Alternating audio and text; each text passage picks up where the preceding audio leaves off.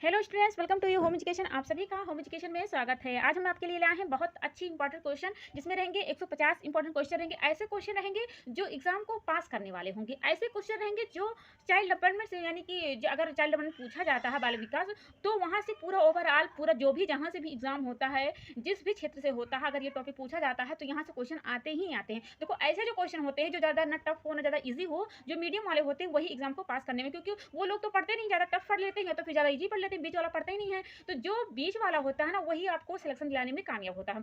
तो आज वही हम क्वेश्चन देखने वाले हैं। देखते हैं आप कितने लोग हो जो आप इस क्वेश्चन का हल कर सकते हो। तो क्लास को शुरू करते हैं बिना देरी किए हुए। अगर आप मेरे चैनल पे नए हो तो प्लीज चैनल को सब्सक्राइब कर दीजिए। हम क्लास को शुरू करते हैं। हमारा पहला क्वेश्चन है, यहाँ पे देखिएगा।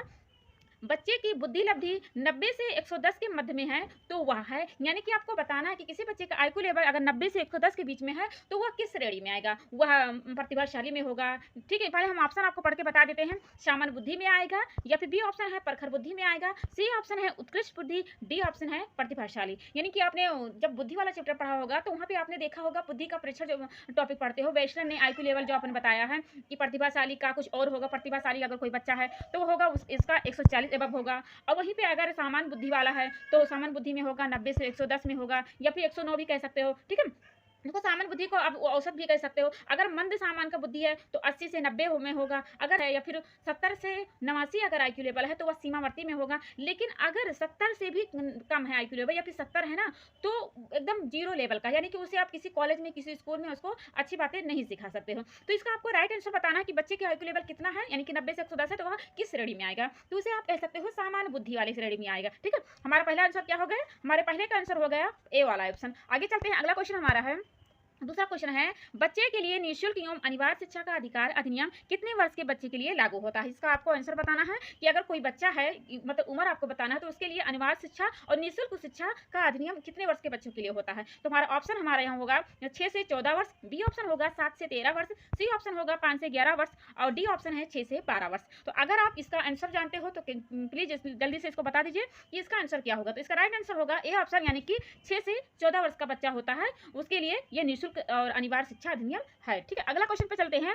अगला क्वेश्चन हमारा है, एक बच्चे की बुद्धि और विकास के अध्ययन सर्वाधिक कौन सी विधि अच्छी होती है। पहला ऑप्शन है मनोविश्लेषण विधि, बी ऑप्शन है तुलनात्मक विधि, सी ऑप्शन है विकासीय बुद्धि, डी ऑप्शन है सांख्यिकी विधि।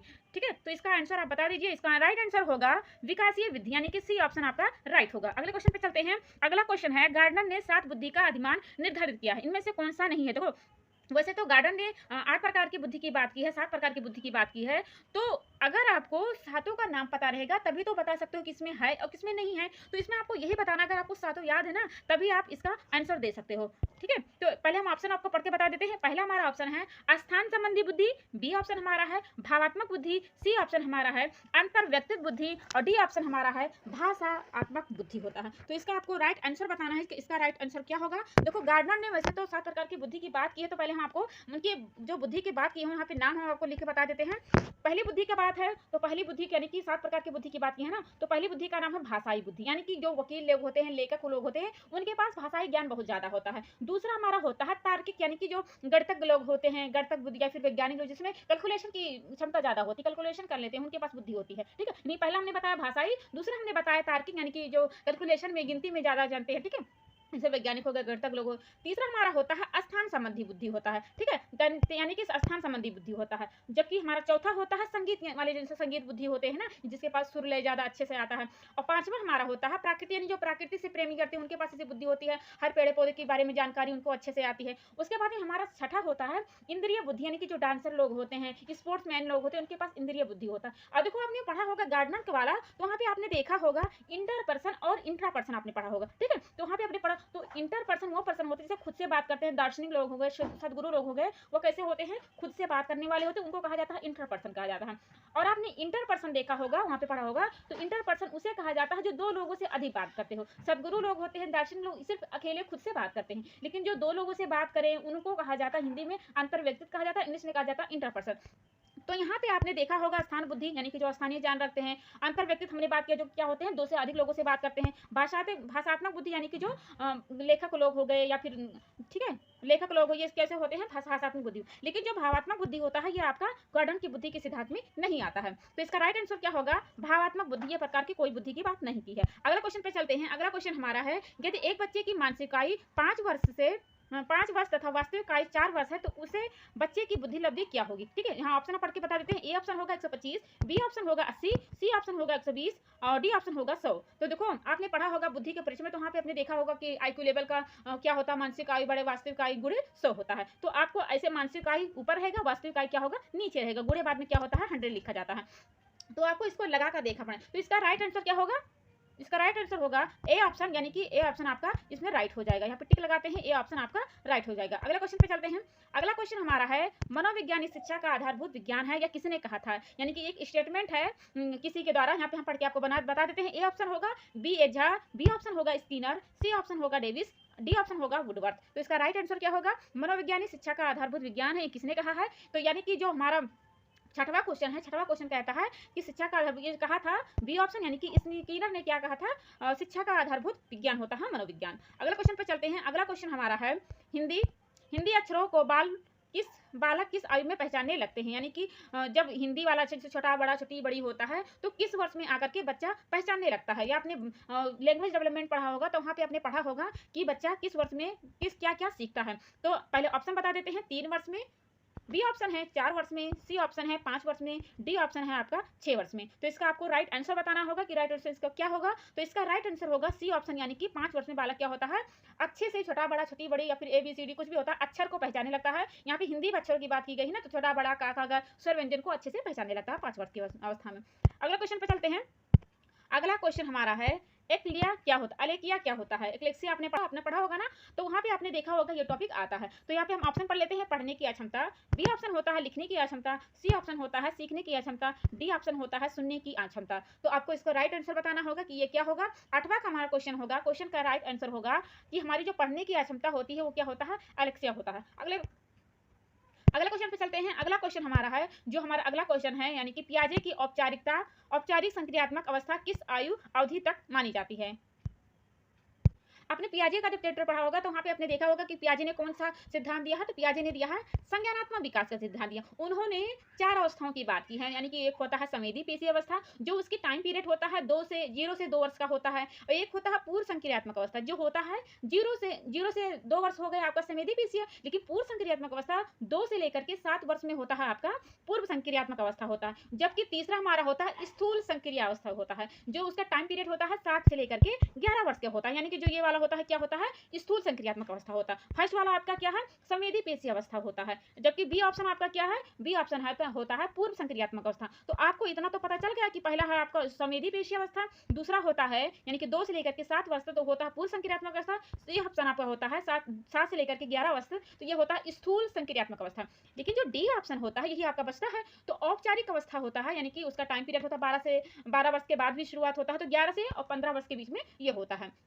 हम आपको थोड़ा सा यहाँ बता दें कि जो संवेदी पेशी अवस्था होता है, यानी कि जो होता है 0 से 2 वर्ष के लिए, इसमें ज्ञानेंद्रियों के सहारे में बच्चा करता है सबकी, जैसे चूसना हो गया, रोना हो गया, अपनी शारीरिक क्रियाएं करता है, ठीक है, उसकी समझ में ज्यादा नहीं आता, अपने ज्ञानेंद्रियों के द्वारा दुनिया की समझ करता है। जबकि 2 से 7 वर्ष के जब बालक आता है तो उसमें क्या करता है, अपनी जो प्राथमिक क्रियाएं होती है, यानी कि जो चूसना हो गया, रोना हो गया, उसकी शारीरिक क्रिया, हाथ पैर को हिलाना हो गया, वो क्रियाएं यहाँ पे समापन हो जाती है, ठीक है। और इसमें क्या होता है, भाषा जो होता है मानसिक उसका होता है, यानी कि जो अपने अगल बगल देखता है ना, उसके माइंड में चित्रण बनने लगता है, वो सोचने लगता है, तार्किक करने लगता है, संकेतिक भी करने लगता है, यानी कि भाषा को समझने लगता है एक प्रकार से। सी ऑप्शन है, यानी कि 7 से 11 वर्ष के जब बालक पहुंचता है स्थूल संक्रियात्मक अवस्था, तो इसमें तर्क के साथ समझता है, यानी कि समझता है कि हमने अपने माइंड में कोई चीज देखा, जैसे हाथी देखा, जानवर कुछ भी देखा, मनुष्य देखा, तो चेहरे को पहचानने लगता है कि हाँ उनके आंख है, उनके नाक है, उनके पैर है, उनके कुछ भी है, तो वो चित्रण तो बना लेता है, लेकिन स्थूल संक्रियात्मक अवस्था 7 से 11 में अपने इमेजिन के साथ कोई चीज को बता सकता है कि हाँ उनके ये है वो हो, ठीक है। तो इस अवस्था में बच्चा क्या होता है, लंबे समय तक कोई काम अगर पूछ रहे हो ना, तो वो बता सकता है कि अगर आप 2 महीना, 3 महीना, 4 महीना गुज़र गया है, तब भी उस चीज़ों को बता सकता है। जो डी ऑप्शन होता है, डी ऑप्शन में बच्चा क्या होता है, एकदम परिपक्व हो जाता है, वो जो सोच होती है उसकी वैज्ञानिक तौर पे हो जाती है, ठीक है? पियाजे ने एक बात कही है, बच्चे को क्या कहा जाता है, लिटिल साइंट कहा जाता है। एक बार एग्ज़ाम में यहाँ से पूछ गया है कि पियाजे ने बच्चे को क्या कहा, तो पियाजे ने बच्चे को कहा, छोटे बच्चे को लिटिल साइंटिस्ट कहा है। उसके अलावा हमने पियाजे के बारे में और क्या बताया कि इन्होंने संज्ञानात्मक विकास की बात की है। तो इसका हम राइट आंसर बता दें आपको, इसका राइट आंसर होगा डी ऑप्शन, यानी कि 11 से 15 वर्ष का उम्र जो होता है औपचारिक संक्रियात्मक अवस्था होता है। अगले क्वेश्चन पे चलते हैं। अगला क्वेश्चन हमारा है, अगर अगला हमारा क्वेश्चन है, गर्भ में बालक को विकसित होने में कितने समय लगते हैं, कितने दिन लगते हैं? तो हमारा ए ऑप्शन है 150 दिन, डी ऑप्शन है 280 दिन, सी ऑप्शन है 390 दिन, डी ऑप्शन है 460 दिन होता है। तो देखो आप सभी जानते हो कि 9 मास में बेबी क्या होता है, गर्भ से बाहर निकलता है। तो यहाँ पे घुमा घुमा के क्वेश्चन आपसे पूछ लिया जा सकता है, आपसे पूछ लिया जा सकता है कि सप्ताह के बारे में बताइए, यानी कि कितने सप्ताह में बालक माँ के गर्भ से बालक बाहर निकलता है। तो अगर आपसे सप्ताह के बारे में पूछे तो आप कितना बताओगे, 37 से लेकर के 40 सप्ताह में बालक क्या होता है, माँ के गर्भ से बाहर निकलता है या फिर विकसित होता है। उसके बाद में अगर आपसे पूछा जाए दिन के हिसाब से, तो दिन के हिसाब से होगा 280 दिन होगा, ठीक है? दिन के हिसाब से आपको कितना हमने बताया, 280 दिन होगा। लेकिन अगर आपसे पूछा जाए कि माह में कितना होगा, तो 9 माह में होगा, ठीक है? वहीं पे आपसे पूछ लिया जा सकता है कि चंद्रमास, कितने चंद्रमास के बाद में बेबी क्या होता है, गर्भ से बालक विकसित होता है, तो 10 चंद्रमा, ठीक है? यानी कि यहाँ पे हमने 4-5 क्वेश्चन बता दिया कि बालक सप्ताह में अगर पूछा जाए तो 37 से लेकर के 40 सप्ताह में विकसित होता है। अगर दिन का पूछा जाए तो 280 दिन। अगर आपसे पूछा जाए चंद्रमास को लेकर के, तो आप बताना 10 चंद्रमास। लेकिन माह में पूछा जाए तो आप कितना बताओगे, 9 माह बताओगे, ठीक है? तो इसका राइट आंसर क्या होगा, इसका राइट आंसर होगा 280 दिन होगा। अगले क्वेश्चन पे चलते हैं। अगला क्वेश्चन हमारा है, यहाँ पे देखिएगा, अगला क्वेश्चन है, किस मनोविज्ञान ने अपने 3 वर्षीय पुत्र का अध्ययन किया, ठीक है? तो ये ऑप्शन हमारा है पेस्टोलॉजी, बी ऑप्शन हमारा है वाटसन, सी ऑप्शन हमारा है स्नेहल, डी ऑप्शन हमारा है जेम्स सल्ली होता है। तो देखो वैसे आपने पढ़ा होगा मनोविज्ञान में, तो किसी ने अपने बच्चों पे किया, किसी ने अपने क्या पालतू कुत्ते पे किया, फिर उसके बाद में चिंपैंजी पे किया, किसी ने बिल्ली पे किया। तो ठीक है, तो आपको अगर ये पढ़े रहेंगे तभी आप बता सकते हो कि किसी ने किस पे क्या प्रयोग किया था। तो यहाँ पे ऑप्शन के हिसाब से, यानी कि यहाँ पे होगा पेस्टोलॉजी, यानी कि पेस्टोलॉजी ने क्या किया था, अपने 3.5 वर्षीय बालक के ऊपर इन्होंने अध्ययन किया था। अगले क्वेश्चन पे चलते हैं। अगला क्वेश्चन हमारा होता है, बालक का विकास होता है, बालक का विकास में यहाँ पे हम ऑप्शन पढ़ते हैं, सिर से पैर की ओर होता है, बी ऑप्शन होता है पैर से सिर की ओर होता है, सी ऑप्शन है दोनों ओर से होता है, डी ऑप्शन आपका है इनमें से कोई। तो आपने पढ़ा होगा विकास वाला चैप्टर, तो वहां पे आपने देखा होगा। तो इसका राइट आंसर क्या होगा, यहाँ पे बता दीजिए। किस बालक का विकास होता है, आपने पढ़ा होगा विकास के नियम के बारे में, तो वहाँ पे बहुत प्रकार के होते हैं, सततता का होता है, व्यक्तिगत होता है, चक्राकार होता है, ठीक है? अपने समान से विशिष्ट की ओर पढ़ा होगा। तो उसी में आपने पढ़ा होगा एक निश्चित पूर्व कथनीय नियम में आपने पढ़ा होगा मस्तका बोधमुखी नियम। तो वहाँ पे आपने पढ़ा होगा कि बालक का विकास कैसे होता है। देखो बालक का कोई भी विकास होता है, ठीक है, यानी कि कोई भी विकास अगर ले लिया जाए तो देखो पहले सर का निर्माण होता है, उसके बाद में हाथ पैर ये सब बनेंगे, ठीक है? ऐसा नहीं होगा कि पहले पैर बन जाएगा आपका सर बनेगा ही नहीं। तो बालक का जो विकास होता है सर से लेकर के पैर की ओर होता है। तो यहाँ पे इसका राइट आंसर हो जाएगा, सिर से लेकर के पैर की ओर बालक का विकास होता है, यानी कि पहले मस्तिष्क के आसपास का विकास होगा, उसके बाद में आपकी आंखों का विकास होगा, फिर आपके हाथ का विकास होगा, फिर आपके पैरों का विकास, यानी कि ऊपर से लेकर के नीचे का विकास होगा, ठीक है? अगले क्वेश्चन पे चलते हैं। अगला क्वेश्चन हमारा है, विकास के संबंध में गलत कथन है। सबसे पहला ऑप्शन हमारा है विशिष्ट से सामान्य की ओर, बी ऑप्शन होता है सार्वभौमिक प्रक्रिया, सी ऑप्शन होता है दिशा सिर से पैर की ओर, डी ऑप्शन होता है वर्तुलाकार गति होता है। यानी कि आपको इसका राइट आंसर बताना है कि इसका राइट आंसर क्या होगा। 13वां क्वेश्चन हमारा है, 13वां क्वेश्चन का आपका इसका राइट आंसर बताना है। तो इसका राइट आंसर होगा विशिष्ट से सामान्य की ओर, ठीक है? यानी कि विकास के संबंध में यह ऑप्शन आपका गलत हो जाएगा कि विशिष्ट से सामान्य की ओर ना होकर के आपका सामान्य से विशिष्ट की ओर होता है, ठीक है? यानी कि इधर उधर सामान आगे अगर रहता, विशिष्ट लास्ट में होता, तो आपका ये क्वेश्चन सही हो जाता। तो इसका राइट आंसर क्या होगा, ये ऑप्शन हमारा राइट हो जाएगा। अगले क्वेश्चन पे चलते हैं। अगला क्वेश्चन हमारा है, गर्भकाल की अवस्था नहीं है। तो गर्भकाल की अवस्था नहीं है, अगर आपको आता है कि गर्भकाल में कौन कौन सी अवस्थाएं होती हैं, तभी इसका आप आंसर दे सकते हो। तो आपने देखा होगा गर्भकालीन की जब अवस्था आपने पढ़ी होगा, तो वहाँ पे आपने पढ़ा होगा 3 प्रकार की अवस्थाएं होती हैं। पहली अवस्था को कहा जाता है डिम्बा अवस्था कहा जाता है, यानी कि इसे इंग्लिश में जायगोटिक भी कहा जाता है, उसके बाद में ओवम भी कहा जाता है, हिंदी में से बीजावस्था भी कहा जाता है, डिम्बा अवस्था भी कहा जाता है। तो इसमें क्या होता है, जिस दिन शुक्राणु और जो डिम्ब होते हैं इसके मिलन से, यानी कि संभोग से जब गर्भ की स्थिति होती है ना, तब से लेकर के जब दूसरा सप्ताह होता है तब तक यह, यानी कि दूसरे सप्ताह के अंत तक यह अवस्था चलती है डिम्बावस्था, यानी कि जायगोटी कह सकते हो, बीजावस्था भी कह सकते हो, और पीरियड ऑफ ओवम भी कह सकते हो। उसके बाद में आता है आपका भ्रूण अवस्था होता है, यानी कि दूसरे नंबर पे आपका आता है भ्रूण। इस अवस्था में क्या होता है, जब बीज बन गया है, यानी कि आपने डिंबावस्था में क्या देखा, जिस दिन शुक्राणु और जो डिंबावस्था होता है यानी कि जो डिंब होता है उनका संभोग जब हुआ हो, तो उस दिन से यानी कि गर्भ की स्थिति हुई हो, तब से लेकर के दूसरा सप्ताह के अंत तक। तो जब अंत होता है यानी कि इस अवस्था में, भ्रूण वाली अवस्था में, जब बीज जो होता है भ्रूण बन जाता है, यानी कि भ्रूणावस्था दूसरे सप्ताह से लेकर के आगे की जो 6 सप्ताह होती है तब तक यह अवस्था चलती है। आपको याद रखना है कि दूसरे सप्ताह से लेकर के 6 सप्ताह तक यह अवस्था चलती है। उसके बाद में आपका आता है गर्भावस्था आता है, ठीक है। तो आप गर्भावस्था क्या होता है, आप गर्भावस्था को आप बीजाकरण भी अवस्था कह सकते हो। तो यह इसका तो बीजावस्था कह सकते हो इसको, या फिर आप इसे कह सकते हो क्या कह सकते हो, गर्भावस्था भी कह सकते हो। तो इस अवस्था में क्या होता है, दूसरे माह से लेकर के अंत से लेकर के शिशु के जन्म तक यह अवस्था चलती है। इस अवस्था में क्या होता है, जो बेबी पहले था पेट में उसका परिपक्व होता है, यानी कि मेच्योर होता है, उसका सिर से पैर तक के जो विकास होना होता है, उसका मस्तिष्क का विकास, उसका हाथ पैर कान नाक जो भी विकास होते हैं सिर्फ विकास होता है। यानी कि पहले अवस्था में सिर्फ क्या होता है, बीज बनता है, दूसरी अवस्था में बीज से थोड़ा बड़ा बनता है, ठीक है। यानी कि संभोग पहले वाले में हुआ, दूसरे में क्या होगा, बीज से थोड़ा बना। लेकिन जो लास्ट वाला अवस्था होता है गर्भावस्था यानी कि बीजाकरण की अवस्था होता है, इसमें बेबी जो होता है अपने विकास करता है, ठीक है। तो विकास आप जानते हो कि विकास यानी कि हाथ पैर सबकी विकास की बात होती है। तो आपने यही से तो पढ़ा सिर्फ, यानी कि डिंबावस्था, बीजाकरण अवस्था और भ्रूणावस्था। तो जो शेषावस्था होती है ये मतलब माँ के गर्भ की कोई अवस्था नहीं होती, यह बेबी जब बाहर निकलता है तब की अवस्था होती है, यानी कि जब बाहरी दुनिया में आता है। यानी कि आपने पढ़ा होगा बाल्यावस्था, किशोरावस्था, शिशुअवस्था, वृद्धावस्था, आपने ये भी पढ़ा होगा। तो उसमें आता है शेषावस्था। तो इसका राइट आंसर हो जाएगा, गर्भधारण काल की अवस्था नहीं है, तो आपका ये राइट आंसर यानी कि शेषावस्था आपका गलत हो जाएगा। यह आपकी अवस्था गर्भकालीन अवस्था की नहीं है। अगला क्वेश्चन पे चलते हैं। अगला क्वेश्चन हमारा यहाँ पे है, मानव जीवन की मनोभौतिक एकता कहलाती है। पहला हमारा ऑप्शन है मन तथा शरीर का विकास, बी ऑप्शन होता है शरीर तथा हड्डियों का विकास, सी ऑप्शन होता है शरीर तथा हृदय का विकास, डी ऑप्शन होता है आत्मा तथा मांसपेशियों का विकास। यानी कि आपको मानव जीवन की मनोभौतिक एकता क्या होता है ये आपको बताना होगा, यानी कि 15 क्वेश्चन आपको बताना है। तो इसका राइट आंसर हो जाएगा मन तथा शरीर का विकास आपका होता है मानव जीवन की मनोभौतिक एकता कहलाती है। अगले क्वेश्चन पे चलते हैं। अगला क्वेश्चन हमारा है, गर्भ में सर्वप्रथम निर्माण होता है।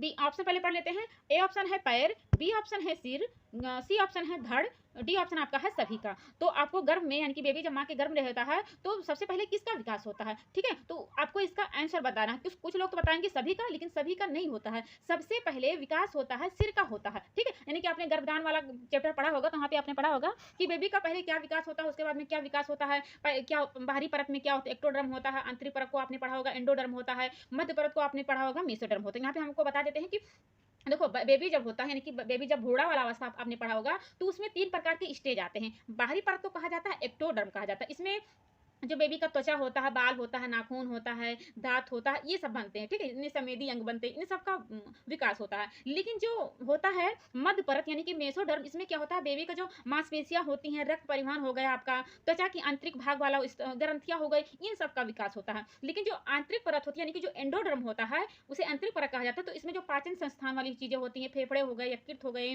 ठीक है, यानी कि आंतरिक अंगों का विकास होता है। तो आपने वही तो पढ़ा, अभी आपने पीछे भी क्वेश्चन में आपने देखा होता कि गर्भधान में कितने प्रकार की अवस्थाएं होती हैं। तो 3 प्रकार की अवस्था होती है। एक को कहा जाता है ओवम स्टेज, यानी कि आपने पढ़ा होगा भ्रूणावस्था पढ़ा होगा। एक पढ़ा होगा आपने एम्ब्रियो जिसे कहा जाता है। तो आपने पढ़ा होगा डिंबावस्था पढ़ा होगा, भ्रूणावस्था पढ़ा होगा, ठीक है। तो भ्रूणावस्था में ये तीनों परत आते हैं। तो इसका राइट आंसर क्या हो जाएगा, मैं आपको बता दें, गर्भधान की सर्वप्रथम निर्माण होता है आपका सिर का विकास होता है। अगले क्वेश्चन पे चलते हैं। अगला क्वेश्चन हमारा होता है, जन्म के समय शिशु में कितने प्रकार की हड्डियां होती हैं। तो पहले हम ऑप्शन आपको पढ़ के बता देते हैं। ए ऑप्शन हमारा होगा 206 हड्डियां, या बी ऑप्शन होगा 230 हड्डियां, सी ऑप्शन होगा 270 हड्डियां, डी ऑप्शन होगा 320 हड्डियां। तो अगर कोई बच्चा है नवजात शिशु, तो उसकी हड्डियां जो होती हैं हम लोगों की तुलना में ज्यादा होती हैं, ठीक है। तो आपने पढ़ा होगा कि उसकी अस्थियों के बारे में, उसकी मांसपेशियों के बारे में, उसकी शारीरिक क्रियाओं के बारे में, उसकी श्वसन क्रिया कितनी होती है, उसकी हृदय गति। हम आपको यहाँ पे बता देते हैं कि उसकी श्वसन क्रिया जो होती है जन्म के समय जो बालक होता है, शिशु होता है, 40 से 45 मिनट में होती है, ठीक है। उसके बाद में हृदय की गति अगर पूछा जाए तो 120 से लेकर के 140 मिनट यानी कि सामान्य होती है। उसके बाद में अगर आपसे पूछा जाए कि बालक का यानी कि जो बेबी अभी माँ के गर्भ से बाहर निकला है, तो तापक्रम अगर पूछा जाए तो तापक्रम उसका होगा 98.2 या फिर 99 आप कह सकते हो फ़ारेनहाइट, ठीक है। बालक जो छोटा होता है ना, तो बहुत ज़्यादा सोता है, यानी कि 15 से लेकर के 20 घंटे भी सो सकता है, ठीक है? अगर आपसे पूछा जाए कि मांसपेशियों के बारे में, उसके अलावा ठीक है, तो मांसपेशियाँ जो बालक होता है उसकी विकसित नहीं होती है, अविकसित होती है, अपरिपक्व होती है। अगर मालिश करते रहेंगे तो बालक का जो हड्डियाँ होती हैं या फिर मांसपेशियाँ होती हैं, सब कुछ अच्छी हो जाए। वैसे भी हड्डियाँ जो होती हैं बालक की फ्लेक्सिबल होती है, यानी कि लचीली होती है, कार्टिलेज की बनी होती हैं, उसमें कैल्शियम नहीं पाया जाता है। तो यहाँ पे हमने आपको बहुत सारी बातें बताई कि बालक का अगर भार की पूछा जाए, तो बालक का भार होता है 6 से 8 पाउंड बता सकते हो। अगर किलो में पूछा जाए तो 3 से 4 किलो आप बता सकते हो, 18 से 20 इंच की लंबाई बता सकते हो। जन्म के समय शिशु की हड्डियां हमने कितना बताया आपको, इसका राइट आंसर हो जाएगा 270 हड्डियां होती हैं, ठीक है। अगर आपको त्वचा के बारे में पूछा जाए बेबी का, तो उसकी त्वचा जो होती है बहुत पतली होती है, कोमल होती है और सही से उसकी विकसित नहीं होती है, ठीक है। आपने देखा होगा अगर बेबी माँ के गर्भ से बाहर निकला तो आपने तुरंत अगर देखा होगा तो सफेद परत की एक मतलब हल्की सी परत चढ़ी होती है। तो जो शिशु की परत चढ़ी होती है ना, वह क्या करती है, शिशु की रक्षा करती है, जिसे कहा जाता है वार्निंग केसोसा कहा जाता है, ठीक है। आपसे क्वेश्चन भी पूछ लिया गया है कि वार्निंग केसोसा किसे कहा जाता है। तो जो शिशु होता है, शिशु माँ के गर्भ से बाहर निकला है, तो शिशु पे आपने देखा हो व्हाइट व्हाइट सफेद सा एक हल्की सी क्या होती है, त्वचा होती है। तो वह बालक की क्या होती है, केयर करती है, बालक की त्वचा की रक्षा करती है। कुछ लोग तो उसको तुरंत शिशु बाहर निकला है उसको सही से पोंछ छोड़ करके क्या करते हैं, नहला देते हैं, रगड़ छोड़ा देते हैं, लेकिन ऐसा नहीं करना चाहिए। वो बेबी की रक्षा करती है, उससे कहा जाता है वार्निंग कोशिशा कहा जाता है। कुछ लोगों की आपने देखा होगा बेबी का क्या होता है, शरीर का पीलापन थोड़ा सा बना होता है, ये तो नॉर्मल सी बात है। अगला क्वेश्चन पे हम चलते हैं। अगला क्वेश्चन हमारा क्या होता है, बालक अपनी माँ को पहचानना प्रारंभ कर देता है। तो ए ऑप्शन हमारा होगा 6 माह, डी ऑप्शन होगा हमारा 8 माह, सी ऑप्शन हमारा होगा 9 माह, डी ऑप्शन होगा 3 माह होगा। तो आपने अगर पढ़ा होगा, हमने चाइल्ड डेवलपमेंट जितना यहाँ पे क्वेश्चन रखा हमने सब बता दिया, हमने सब पढ़ा दिया है। अगर आप क्लास को देखना चाहते हो तो देख सकते हो, क्योंकि यहाँ से एग्जाम में बहुत सारे क्वेश्चन बन जाते हैं, बहुत अच्छे अच्छे से हमने फ्री में आपको पढ़ाया है, यहाँ पे कोई भी टॉपिक हमने नहीं छोड़ा है। तो आप क्लास को लाभ उठाना चाहते हो तो बिल्कुल उठा सकते हो, क्योंकि जैसे आपको पढ़ाया है, जितने सारे टॉपिक होते हैं सब टॉपिक को हमने कवर किया है। तो फटाफट जाकर के देख ली, क्योंकि जब पैसा नहीं देना है तो अच्छे से पढ़ भी तो लो, ठीक है। जहाँ पे आप पैसा देते हो अच्छे से आपको वो चीजें मिलती भी नहीं, लेकिन हमने पैसा भी नहीं लिया आपसे और हमने बहुत अच्छे तरीके से आपको पढ़ाया। जो एग्जाम में क्वेश्चन बनते हैं आप एक बार ट्राई तो कीजिए, एक बार क्लास को देखिए जरूर। तो हम यहाँ पे आपको बताने चाहें कि बालक अपनी माँ को पहचाना किस वर्ष में किस माह में आपको बालक क्या होता है, पहचाने लगता है। तो बालक जब 3 माह का होता है तभी अपनी माँ को पहचाने लगता है। आपने देखा होगा बालक क्या होता है, मुस्कुराता है। तो जो शुरू में मुस्कुराता है ना, वो कुछ और होता है, यानी कि आपने देखा बालक एक ही माह में क्या होता है, मुस्कुराने लगता है। तो वो जो मुस्कान होती है और 3 माह के बाद जो मुस्कुरान होती है ना, बहुत अंतर होती है। आपने ये भी पढ़ा होगा, अगर आपने नहीं पढ़ा तो जाकर के पढ़ ले, क्योंकि आपके लिए बहुत ज्यादा, देखो आप एग्जाम दे रहे हो या फिर नहीं दे रहे हो, तभी अगर ये जानते हो ना तो एक ग्रेड के लिए बहुत बड़ी बात है, ठीक है। कि बेबी कब सही में मुस्कुरा रहा है, यानी कि हमें देखकर मुस्कुरा रहा है या फिर साहस क्रियाएं कर रहा है, ठीक है। तो आपने अगर क्लास को देखा होगा तो आपको एकदम क्लियर पता चल जाएगा कि बालक कौन कौन से महीने में किस तरह का रिएक्शन करता है। तो यहाँ पे आपको क्वेश्चन का आंसर क्या हो जाएगा, 3 माह में बालक क्या होता है, अपनी माँ को पहचाने लगता है। अगला क्वेश्चन पे चलते हैं। अगला क्वेश्चन हमारा है, बालक के जन्म के समय शिशु की मस्तिष्क का भार कितना होता है, ठीक है। यानी उसके मस्तिष्क का भार बताना है। तो ये ऑप्शन होगा आपका 300 ग्राम होगा, बी ऑप्शन होगा 350 ग्राम होगा, सी ऑप्शन होगा 400 ग्राम होगा और डी ऑप्शन होता है 450 ग्राम होता है। तो इसका आपको राइट आंसर बताना कि बालक की जब जन्म के समय है, यानी कि शिशु जो बालक है, देखो शिशु बालक और जो बालक होता है बड़ा बालक, उसमें नाम का फर्क हो जाता है।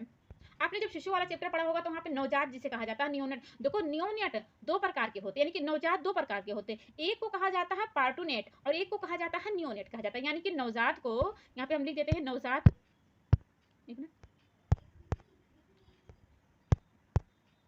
आपने पढ़ा होगा, अगर नवजात का चैप्टर पढ़ा होगा तो वहाँ पे देखा होगा नवजात को 2 नाम से कहा जाता है। नवजात को आप हर किसी को नहीं कह सकते हो। नवजात के 2 प्रकार होते हैं, एक को कहा जाता है पार्टूनेट और एक को कहा जाता है नियोनेट। तो पार्टूनेट उसे कहा जाता है अगर बालक माँ के गर्भ से बाहर निकला है, यानी जन्म से लेकर के 30 मिनट का समय होता है, तो वो होता है नियोनेट, ना होकर के पार्टूनेट कहलाता है। और नियोनेट वो होता है जन्म से लेकर के जब 30 दिन का समय होगा, यानी कि 1 माह का समय होगा, तो उसे कहा जाता है नियोनेट कहा जाता है या फिर नवजात कहा जाता है। याद रखे रहे ना। देखो आप शिशु भी कह देते हो, ठीक है, यानी कि माँ के गर्भ से बाहर निकला तो तुरंत आप उसको शिशु बोल देते हो, बालक बोल देते हो, नियोनेट कह सकते हो, पार्टून, लेकिन ऐसा नहीं है। आप हर एक समय में अलग अलग कहोगे। तो अगर 30 मिनट का यानी कि जन्म से लेकर के 30 मिनट का समय है तो उसे आप कहोगे पार्टूनेट कहोगे। जन्म से लेकर के 30 दिन का समय है तो उसे आप कहोगे नियोनेट कहोगे, ठीक है। याद रखे रहना।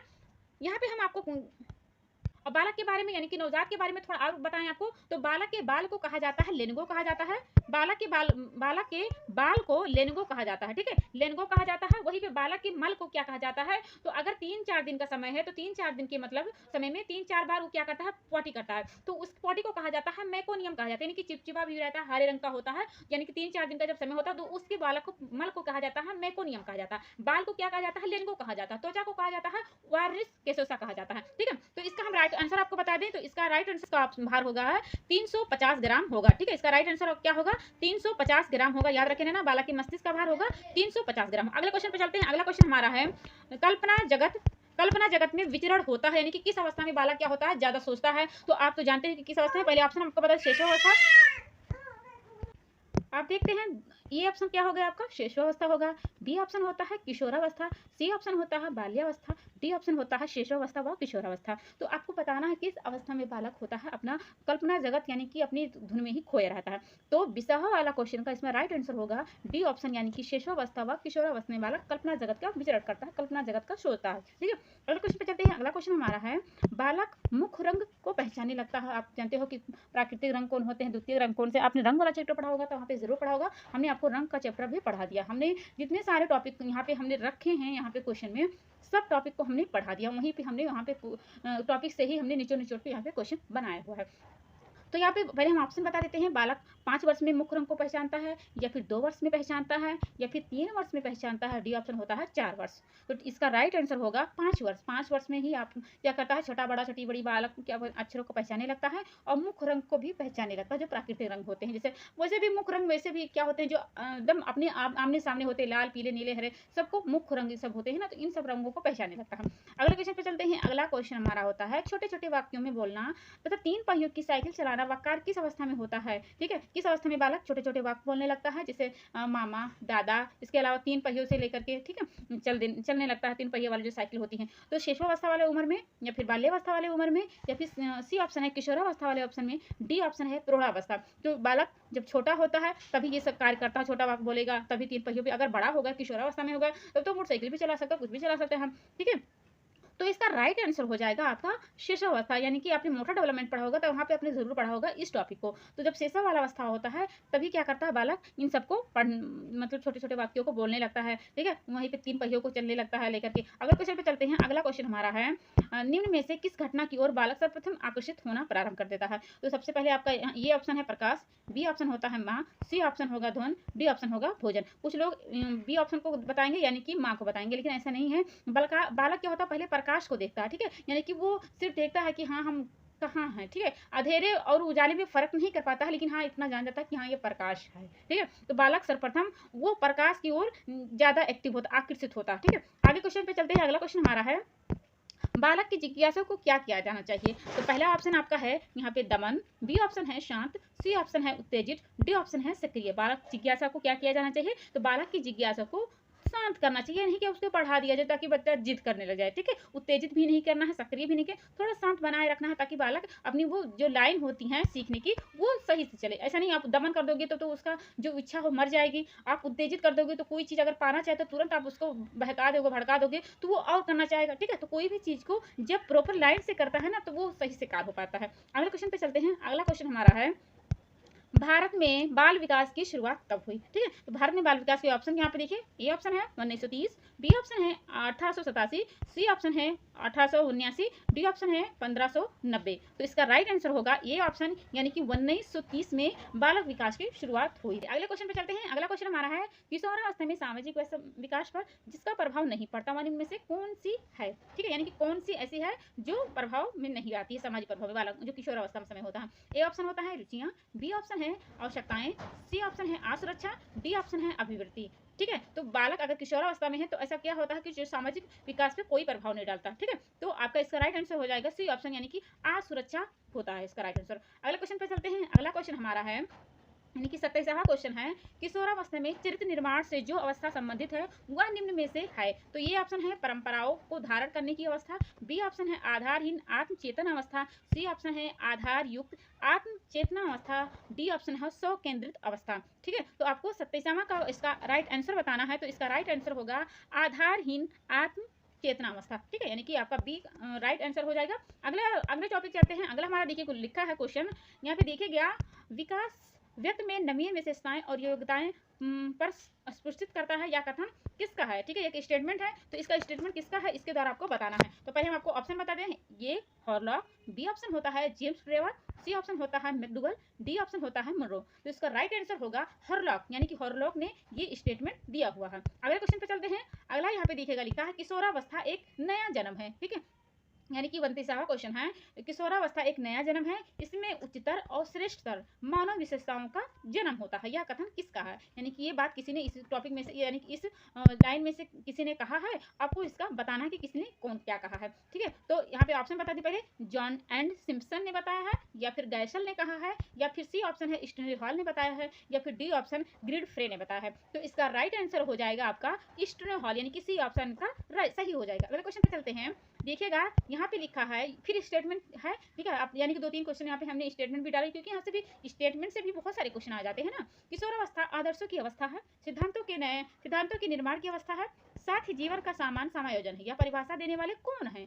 ये ऑप्शन है हेडो रिपोर्ट, बी ऑप्शन है जीन पियाजे, सी ऑप्शन है फ्रेडरिक ट्रेसी, डी ऑप्शन है आई.एल. पील। ठीक है, तो इसका आपको क्वेश्चन का राइट आंसर बताना है कि इसका क्या होगा। ठीक है, तो आशा करते हैं आपको इसका राइट आंसर आता होगा। 30वां क्वेश्चन का हमारा राइट आंसर होगा बी ऑप्शन, यानी कि जीन पियाजे ने ये बात कही हुई है। अगला क्वेश्चन पे चलते हैं। अगला क्वेश्चन देखिएगा, ये वाला क्वेश्चन हमने तो बता दिया है। अगला देखिएगा, लिखा है मानसिक विकास का संबंध नहीं है। तो ये ऑप्शन आपका होगा शिक्षार्थी का वजन एवं ऊंचाई, बी ऑप्शन होगा तर्क एवं निर्णय, सी ऑप्शन होगा स्मृति का विकास, डी ऑप्शन होगा अवबोध की अक्षमता। यानी कि कोई बालक है, उसका मानसिक विकास अगर डेवलपमेंट हो रहा है, तो इस वाले लाइन में, इस वाले ऑप्शन में आपको इसमें लेना देना क्या ऐसा ऑप्शन है जो नहीं है। ठीक है, तो मानसिक विकास में के लिए क्या बालक की शिक्षार्थी का वजन एवं ऊंचाई जरूरी है, या फिर तर्क एवं निर्णय का जरूरी है, या फिर स्मृति और विकास, या फिर अवबोध की अक्षमता। तो आशा करते हैं आपको इसका आपको आंसर आता होगा। 31वां का इसका आंसर राइट होगा, शिक्षार्थी का वजन और ऊंचाई से क्या लेना देना नहीं है अगर मानसिक डेवलपमेंट हो रहा, लेकिन हाँ तर्क और निर्णय जरूरी है, स्मृति में यानी कि याद करने की क्षमता, ये सब आपका जरूरी है। तो इसका राइट आंसर हो जाएगा आपका ये ऑप्शन, इसका राइट हो जाएगा। अगला क्वेश्चन पे चलते हैं। अगला क्वेश्चन पे देखिएगा, लिखा है मनुष्य के शरीर में हड्डियों की संख्या कम से कम होती है। ठीक है, यानी कि कौन से ऐसा अवस्था होती है कि उस अवस्था में बालक की जो हड्डियां होती है बहुत कम हो जाती है। देखो, जब बालक शिशुअवस्था यानी कि जो नवजात शिशु का अवस्था होता है, तो उसमें हड्डियों की संख्या ज़्यादा होती है, लेकिन बालक जैसे जैसे बड़ा होता है उसकी संख्या मालिश के दौरान थोड़ी कम होती चली जाती है। देखो, बालक अपने पीछे भी क्वेश्चन अभी ने आपने हल किया ना, 270 हड्डियां होती बालक में। तो जैसे जैसे उम्र चलता जाएगा बालक की जो हड्डियां होती हैं कम होती चली जाती है। ऑप्शन देखिएगा, लिखा है शिशुअवस्था, बी ऑप्शन होता है बाल्यावस्था, सी ऑप्शन होता है किशोरावस्था के बाद, डी ऑप्शन होता है प्रौढ़ावस्था होता है। तो इसका आपको राइट आंसर यानी कि 32वां का इसका राइट आंसर आपको बताना है कि कौन सा ऐसे समय होगा। तो जो प्रौढ़ावस्था वाला होता है उसमें जो हड्डियों की संख्या हो जाती है ऑप्शन के हिसाब से होगा तो कम हो जाती हैं। अगले क्वेश्चन पे चलिएगा।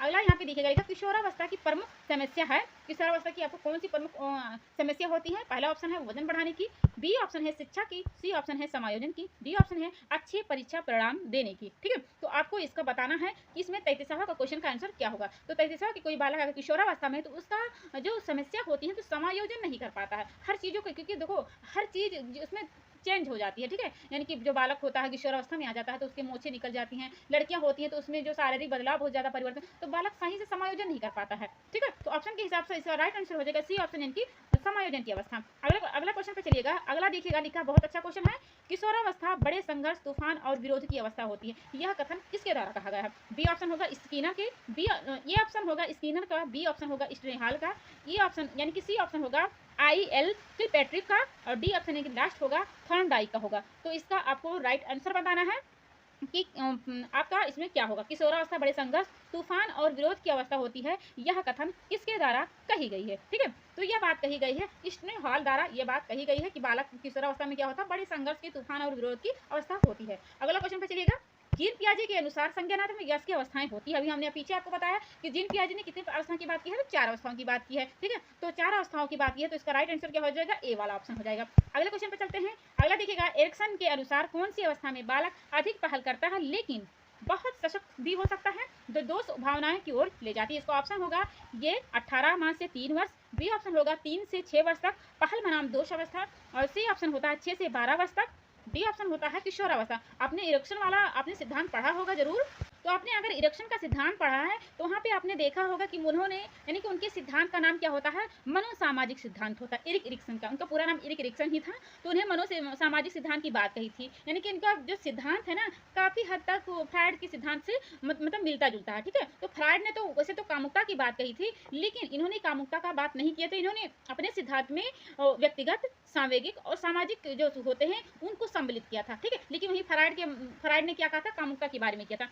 इन्होंने अपनी एक पुस्तक लिखी थी, उस पुस्तक का नाम था चाइल्डहुड एंड सोसाइटी। 1963 में बुक लिखी हुई थी इन्होंने, एरिक एरिक्सन ने। उन्होंने 8 अवस्थाओं की बात की थी अपनी इस बुक में, यानी कि चाइल्डहुड एंड सोसाइटी में अपनी इस बुक में 8 अवस्थाओं के बारे में बताया था। पहली अवस्था होती है शिशुअवस्था, जो उम्र होता है जन्म से लेकर के, आप जानते हो जन्म से लेकर के 8 माह का हो गया, यानी कि 18 माह का हो गया है, शिशुअवस्था का समय चलता है, जिसमें कहा गया था विश्वास बनाम अविश्वास की अवस्था। जबकि दूसरी अवस्था होता है, यानी कि प्रारंभिक बाल्यावस्था, जो समय उसका होता है 18 माह से लेकर के 3 वर्ष का समय जब होता है, तो उसे कहा जाता है स्वतंत्रता बनाम लज्जाशीलता। और हमारा तीसरा वाला अवस्था होता है, यानी कि खेल की अवस्था, जो टाइम पीरियड होता है 4 से लेकर के 6 साल, इसमें कहा गया था पहल शक्ति बनाम दोस्ता। चौथा वाला अवस्था होता है जिसे स्कूल अवस्था कहा जाता है, जिसका टाइम पीरियड होता है 6 साल से लेकर के 12 साल, तो उसे कहा गया परिश्रम बनाम हिंसा। जबकि पांचवा अवस्था की बात इन्होंने की थी अहम पहचान बनाम संभ्रांति, जो किशोरावस्था का समय होता है, यानी कि 12 वर्ष से लेकर के 20 वर्ष भी आप कह सकते हो। तो उसके बाद में छठा वाला होता है, इसमें घनिष्ठ बनाम विलंघन की अवस्था होता है, जिसे वयस्कावस्था भी कहा जाता है, ठीक है। तो उसका टाइम पीरियड होता है 20 वर्ष से लेकर के 30 वर्ष। जो सातवां वाली अवस्था होती है, तो सातवां वाली अवस्था जिसे कहा जाता है जननात्मक बनाम अवस्था, यानी कि मध्यावस्था होता है, तो उसका टाइम पीरियड होता है 30 वर्ष से लेकर के 65 वर्ष से ले होता है। आठवां की बात इन्होंने की थी परिपक्वता अहम संपूर्णता बनाम निराशा, यानी कि जो 65 वर्ष की उम्र होती है, जब तक मृत्यु नहीं हो जाती तब तक इसमें अवस्थाएं बात होती है। तो हमने आपको एरिक एरिक्सन के बारे में क्या क्या बताया। हमने बताया कि उन्होंने मनोसामाजिक सिद्धांत दिया। इन्होंने जो अपना सिद्धांत दिया था वो काफ़ी हद तक फ्राइड के सिद्धांत से मिलता जुलता है, लेकिन फ्राइड ने तो अपनी कामुकता को ज़्यादा महत्वपूर्ण दिया था, लेकिन जो एरिक एरिक्सन है इन्होंने अपने सिद्धांत में व्यक्तिगत यानी कि पर्सनल, सामूहिक यानी कि इमोशनल, सामाजिक यानी कि सोशल डेवलपमेंट को सम्मिलित किया था। इन्होंने अपनी पुस्तक लिखी, उस पुस्तक का नाम है चाइल्डहुड एंड सोसाइटी, 1963 में लिखी। उसी बुक में अपनी 8 अवस्थाओं का जिक्र किया। तो एरिक एरिक्सन का यहाँ पे जो क्वेश्चन है, इसका राइट आंसर हो जाएगा आपका 3 से लेकर के 6 वर्ष का जब समय होता है, यानी कि पहल बनाम दुष्टता वाला होता है, इसका राइट आंसर हो जाएगा। अगला क्वेश्चन पे चलते हैं। अगला क्वेश्चन पे देखिएगा, मानसिक विकास को प्रभावित करने वाला कारक नहीं है, ठीक है।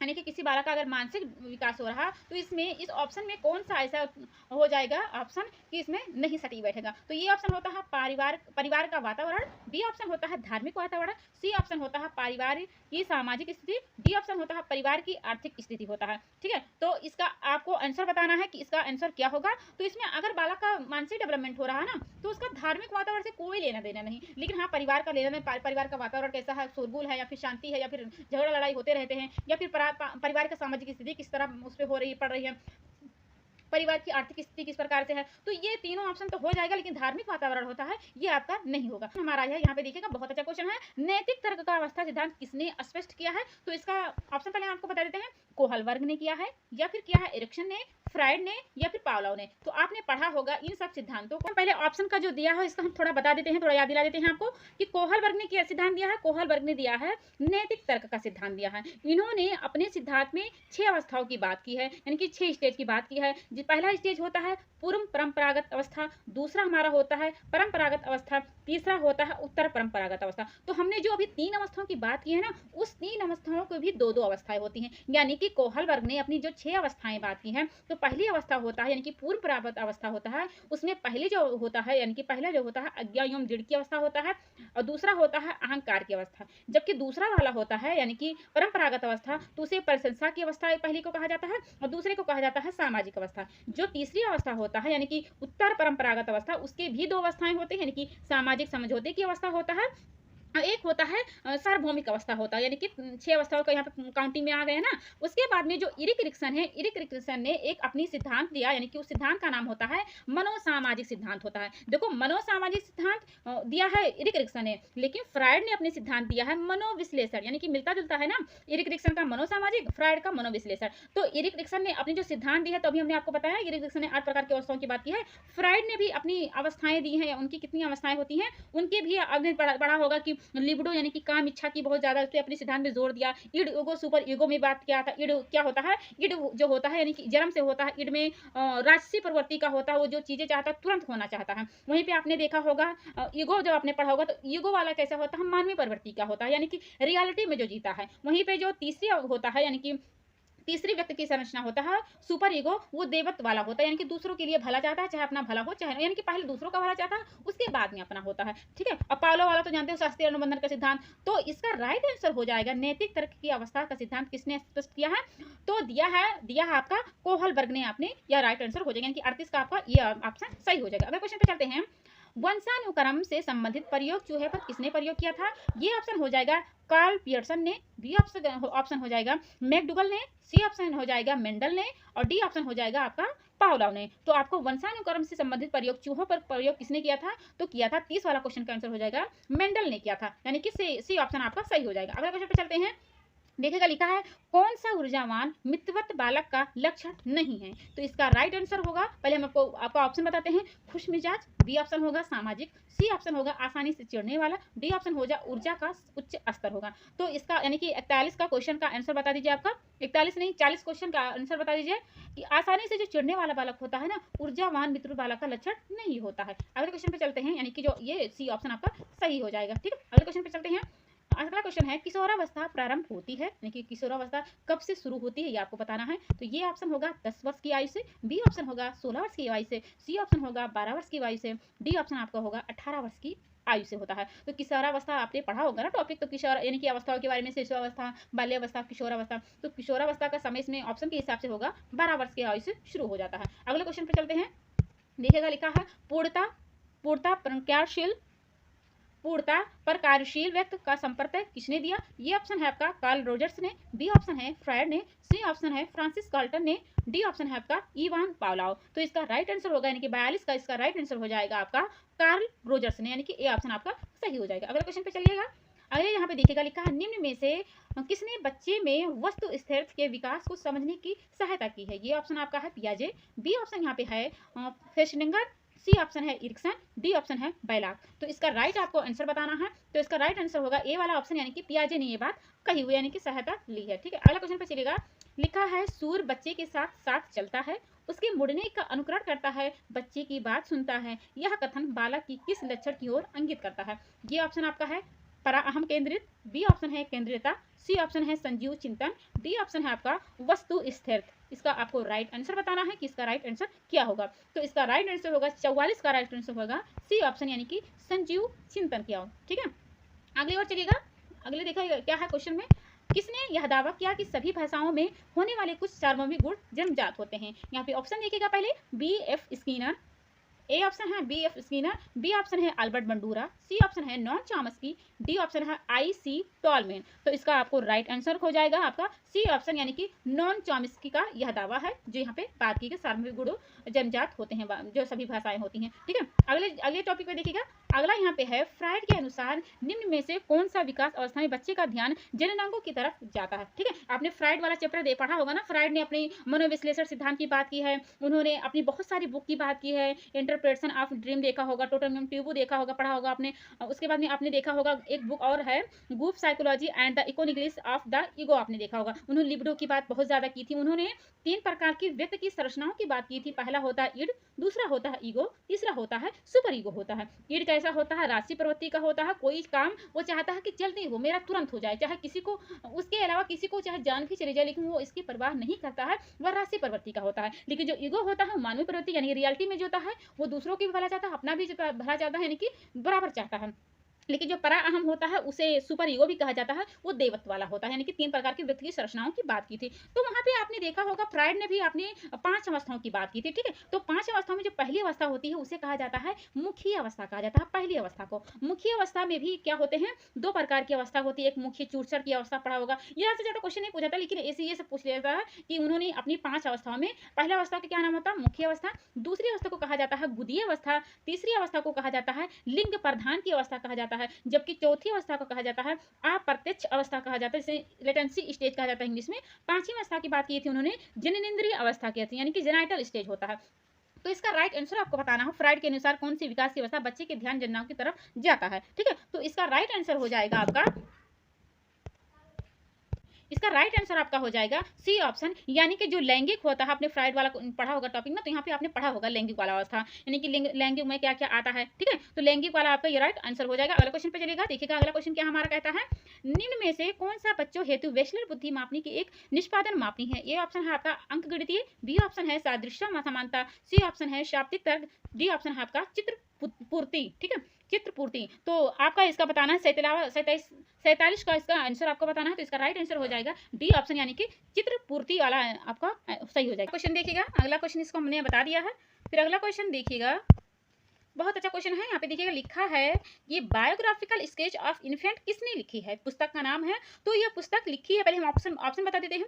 ए ऑप्शन है प्रियर, बी ऑप्शन है सिन, सी ऑप्शन है डार्विन, डी ऑप्शन है आपका स्टर्न। तो आपका बताना है इसका answer, biographical sketch of infant लिखा है किसने, तो सी ऑप्शन आपका राइट हो जाएगा, यानी कि 49 का आंसर होगा सी ऑप्शन डार्विन। अगला क्वेश्चन पे चलिएगा, लिखा है मानवीकृत परीक्षण का अर्थ होता है, ये ऑप्शन होता है विश्वसनीयता, बी ऑप्शन है वैधता, सी ऑप्शन है मानक, डी ऑप्शन है आपका उपरोक्त में से सभी। यानी कि आपको 50 का आपको आंसर बताना है, तो मानकीकृत परीक्षण इसमें आपका सभी हो जाएगा, उपरोक्त सभी आपका ऑप्शन राइट हो जाएगा। अगला क्वेश्चन पे चलिएगा, देखिएगा लिखा है किस मनोवैज्ञानिक के अनुसार विकास एक सतत और धीमी प्रक्रिया होता है। यानी कि स्टेटमेंट है, अगर स्टेटमेंट आपको याद है ना, तो आपको जो भी आप एग्जाम देते हो तो उसमें 2 या 3 क्वेश्चन ऐसे होते हैं जो छोटे वाले स्टेटमेंट होते हैं, बड़े स्टेटमेंट कभी आपसे नहीं पूछा जाएगा। ये 1 लाइन में है या फिर 2.5 लाइन में या फिर 1.5 लाइन में, बस 3 लाइन तो कतई नहीं होगा।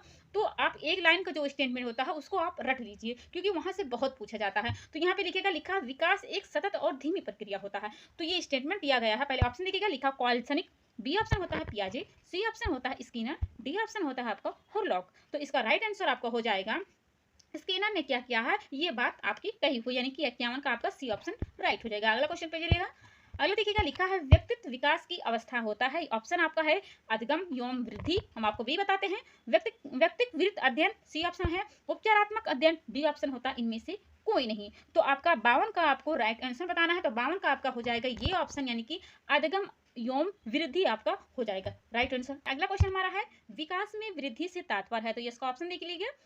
ये ऑप्शन है ज्ञान में वृद्धि, बी ऑप्शन है संवेग में वृद्धि, सी ऑप्शन कहता है वजन में वृद्धि, और डी ऑप्शन कहता है आकार, सोच, समझ, कौशल में वृद्धि। तो इसका राइट आंसर आपको बताना है, तो इसका 53 का राइट आंसर हो जाएगा आकार। विकास में वृद्धि है, तो अगर आकार है, सोच है, समझ है, कौशल में सब वृद्धि हो रही है, तो इसका आपका राइट आंसर, यानी कि 53 का राइट आंसर हो जाएगा, डी ऑप्शन आपका राइट हो जाएगा। अगला क्वेश्चन पर चलिएगा, देखिएगा लिखा है तनाव और क्रोध की अवस्था होती है। ठीक है, तनाव और क्रोध की अवस्था, ऑप्शन देखिएगा, लिखा शिशुअवस्था, बी ऑप्शन होता है बाल्यावस्था, सी ऑप्शन होता है किशोरावस्था, डी ऑप्शन होता है वृद्धावस्था। तनाव या क्रोध ये सब आपने पढ़ा होगा किस वाले टॉपिक में, किशोरावस्था वाला। किशोरावस्था वाले में भी ये सब क्या होते हैं, चेंजिंग होते हैं, यानी कि तनाव में बालक होता है, तनाव में होता है बालक, उसके अलावा क्रोध में होता है। ठीक है, तो इसका राइट आंसर क्या हो जाएगा, किशोरावस्था, यानी कि 54 का इसका राइट आंसर हो जाएगा सी ऑप्शन। अगला क्वेश्चन पे देखिएगा, हम अगले क्वेश्चन की बात करते हैं, बालक का विकास परिमाण है, तो बालक का विकास का परिमाण है वंशानुक्रम से, या फिर बी ऑप्शन वातावरण से, या फिर सी ऑप्शन वंशानुक्रम व वातावरण की अंतःक्रिया का, डी ऑप्शन होता है आर्थिक कारकों का। तो बालक का विकास का परिमाण होता है 55 का आपको बताना है, तो 55 का इसका राइट आंसर हो जाएगा सी ऑप्शन, यानी कि वंशानुक्रम और वातावरण की अंतःक्रिया से होता है, ना कि आप वंशानुक्रम कर सकते हो, ना आप वातावरण, आप दोनों को लेकर के बालक को जो विकास होता है, दोनों को भागीदारी होती है। ठीक है, तो इसका राइट आंसर हो जाएगा सी ऑप्शन। ठीक है, अगला देखिएगा, लिखा है शारीरिक विकास का क्षेत्र है। ठीक है, शारीरिक विकास का क्षेत्र, तो इसका ऑप्शन आपको हम बता देते हैं। पहला ऑप्शन होता है स्नायु मंडल, बी ऑप्शन आपका होता है स्मृति, सी ऑप्शन होता है अभिप्रेरणा, डी ऑप्शन होता है समायोजन होता है। तो शारीरिक विकास यानी कि 56 क्वेश्चन क्या कहता है कि शारीरिक विकास का क्षेत्र है, तो इसका होगा राइट आंसर ये ऑप्शन, यानी कि स्नायु मंडल वाला राइट हो जाएगा।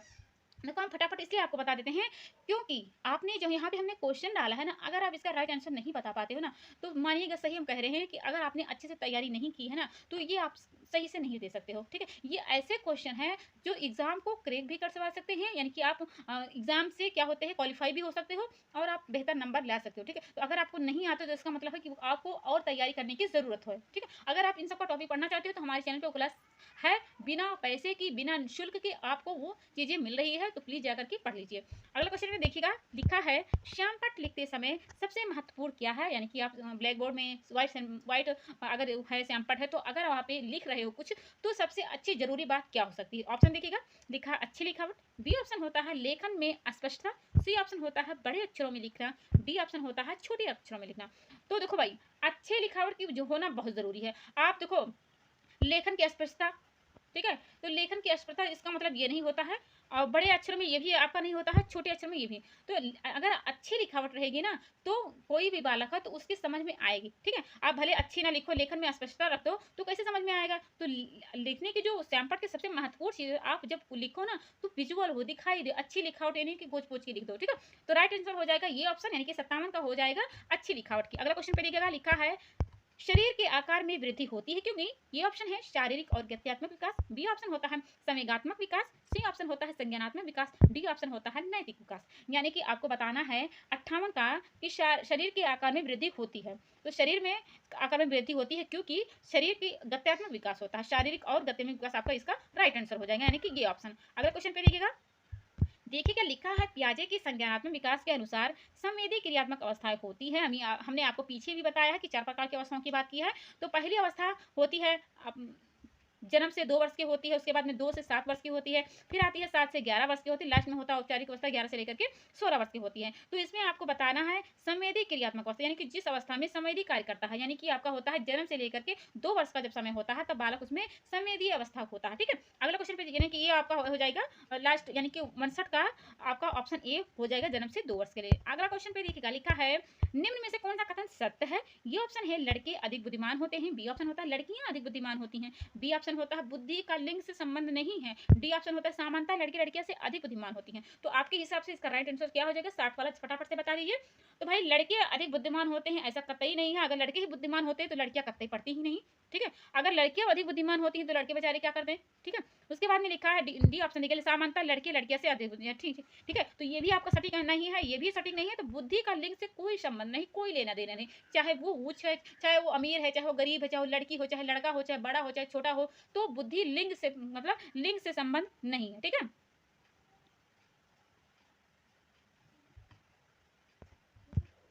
अब देखिएगा, हमारा अगला है परामर्श का उद्देश्य है। परामर्श का उद्देश्य है, इसका ऑप्शन देखिएगा, बच्चों का समझना, बी ऑप्शन होता है बच्चों की कमियों के कारण पता करना, सी ऑप्शन होता है बच्चे को समायोजन में सहायता करना, डी ऑप्शन आपका होता है उपयुक्त छवि होता है। तो परामर्श का उद्देश्य होता है उपयुक्त छवि, यानी कि डी ऑप्शन आपका राइट हो जाएगा। बच्चों को समझना चाहिए, बच्चे की कमियों को कारण पता करना चाहिए आपको, और बच्चे को समायोजन में सहायता भी करना चाहिए कि यानी कि नया नया अगर बालक है स्कूल में पढ़ने आया है तो टीचर को क्या करना चाहिए, उससे ऐसे बिहेव करना चाहिए ताकि उसको ऐसा ना लगे कि हमें हमें समायोजन करना पड़े, ठीक है। यानी कि उसे अच्छे से बात करिए, उसके अच्छे से दोस्त बनवाने की कोशिश करिए, उसको जो होमवर्क करना है उसको होमवर्क करने में मदद कर दीजिए।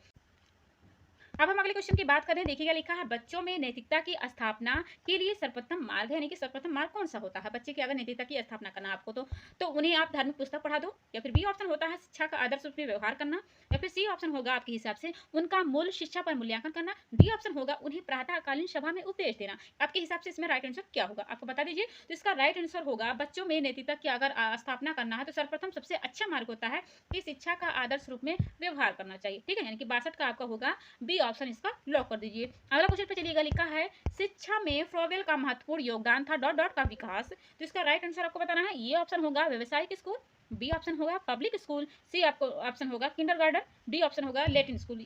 आपने इसका टॉपिक तो आपने पढ़ा होगा फ्रोवेल वाला, तो आपने इसका अगर आपने इसको टॉपिक पढ़ा होगा फ्रोवेल ना, तो आपने पढ़ा होगा जरूर। आशा करती है आपको इसका क्वेश्चन का आंसर आपको पता होगा। तो इसका राइट आंसर आपको हम बता देते हैं, आपको पता होगा लेकिन फिर भी हम बता देते हैं, 63 का होगा किंडरगार्टन होगा, ठीक है। अगला क्वेश्चन पे चलेगा, अगला है एक अच्छा अध्यापक विद्यार्थी के मध्य बढ़ावा देता है, ये ऑप्शन होता है प्रतियोगिता की भावना का, बी ऑप्शन होता है आपका सहयोग की भावना का, सी ऑप्शन होता है प्रतिनिधित्व की भावना का, डी ऑप्शन होता है तटस्थता की भावना की अवस्था, ठीक है, भावना का। तो आपको इसका राइट आंसर बताना कि एक अच्छा अध्यापक विद्यार्थी के मध्य बढ़ावा देता है। तो आपके हिसाब से इसका राइट आंसर क्या हो जाएगा, फटाफट से बता दीजिए। हमें पता है कि आपको इसका राइट आंसर जरूर पता होगा। तो इसका राइट आंसर होगा बी ऑप्शन, यानी कि सहयोग की भावना, ये आपका सही हो जाएगा। अब चलते हैं 65 वाला क्वेश्चन पे, देखते हैं 65 क्वेश्चन भाई क्या कहता है। ये तो कहता है बच्चे का अति महत्वपूर्ण उद्देश्य है, नहीं बच्चे ने सॉरी शिक्षक का अति महत्वपूर्ण उद्देश्य क्या होता है। ये ऑप्शन होता है आपके हिसाब से आजीविका का मानना होता है, या फिर होता है बी आपके हिसाब से बच्चा का सर्वांगीण विकास, सी ऑप्शन होता है पढ़ना एवं लिखना सीखना, डी ऑप्शन होता है बौद्धिक विकास। तो आपके हिसाब से इसका राइट आंसर क्या हो जाएगा। तो हमारे हिसाब से तो आपका होगा बच्चे का सर्वांगीण विकास शिक्षक का अति महत्वपूर्ण उद्देश्य होता है, ठीक है। यानी कि शिक्षक चाहता है कि बालक का चारों तरफ से विकास हो। सर्वांगीण मतलब जब हो जाता है ना, बात आ जाती है, तो इसका मतलब कि पूरे विकास की बात होती है। ठीक है, तो अगला चलते हैं। यहाँ पे आपको पता होगा कि इसका शिक्षा का महत्वपूर्ण उद्देश्य होता है कि बच्चे का सर्वांगीण विकास हो। अगला देखिएगा, लिखा है डॉट डॉट डॉट तथा डॉट डॉट की विशिष्ट अनुक्रिया क्रिया का परिणाम विकास के विविध मार्गों और निष्कर्षों के रूप में हो सकते हैं।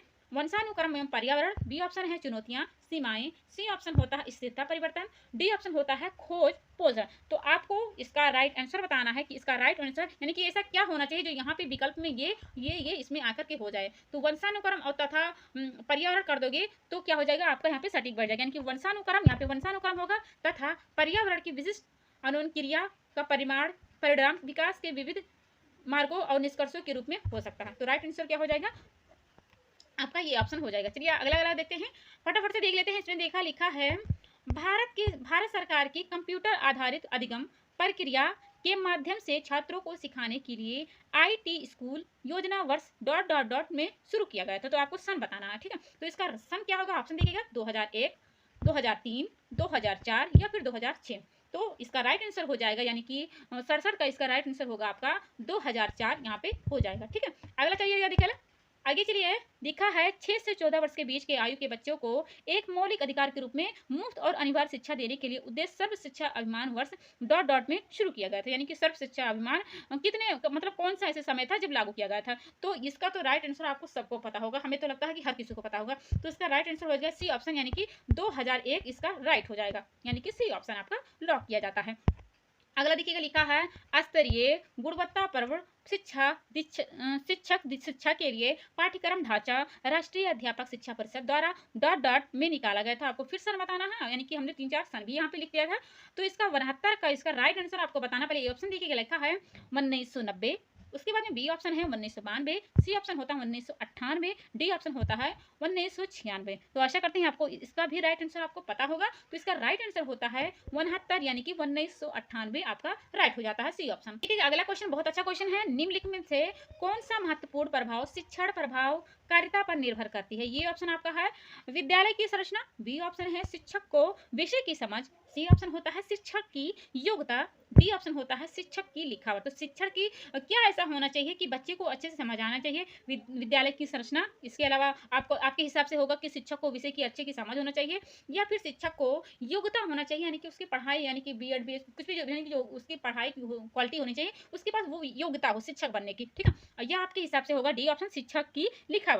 तो इसका राइट आंसर होगा 70 का इसका राइट आंसर हो जाएगा कि शिक्षक को विषय की अच्छी समझ होनी चाहिए। ठीक है, यानी कि बी ऑप्शन इसका राइट आंसर हो जाएगा इसका क्वेश्चन का। अगला क्वेश्चन देखिएगा, अगला हमारा है शिक्षक निम्नलिखित में के लिए शिक्षण संबंधी सहायता सामग्री का उपयोग करते हैं। ये ऑप्शन आपका है छात्रों को प्रभावित करने के लिए, बी ऑप्शन है शिक्षण को रोचक बनाने के लिए, सी ऑप्शन है छात्रों को बनाने के लिए एकाग्रित होगा, डी ऑप्शन होता है छात्रों के अंदर शिक्षण रखने के लिए। तो आपके हिसाब से यानी कि 71 का इसका राइट आंसर क्या हो जाएगा। तो 71 का राइट आंसर होगा बी ऑप्शन शिक्षण को रोचक बनाने के लिए। ठीक है, तो अगला देखिएगा, अगला है यदि बुलाए जाने पर कुछ छात्रों के माता पिता अभिभावक आकर शिक्षक से नहीं मिलते हैं तो शिक्षक को क्या करना चाहिए। ठीक है, तो ये ऑप्शन है माता पिता को लिखना चाहिए, बी ऑप्शन होता है जाकर उनसे मिलना चाहिए, सी ऑप्शन होता है वैसे छात्रों को दंडित करना चाहिए। ठीक है, यानी कि जिनके माता पिता नहीं आते हैं तो उनके छात्रों को दंडित किया जाए, यानी कि मारना पीटना चाहिए।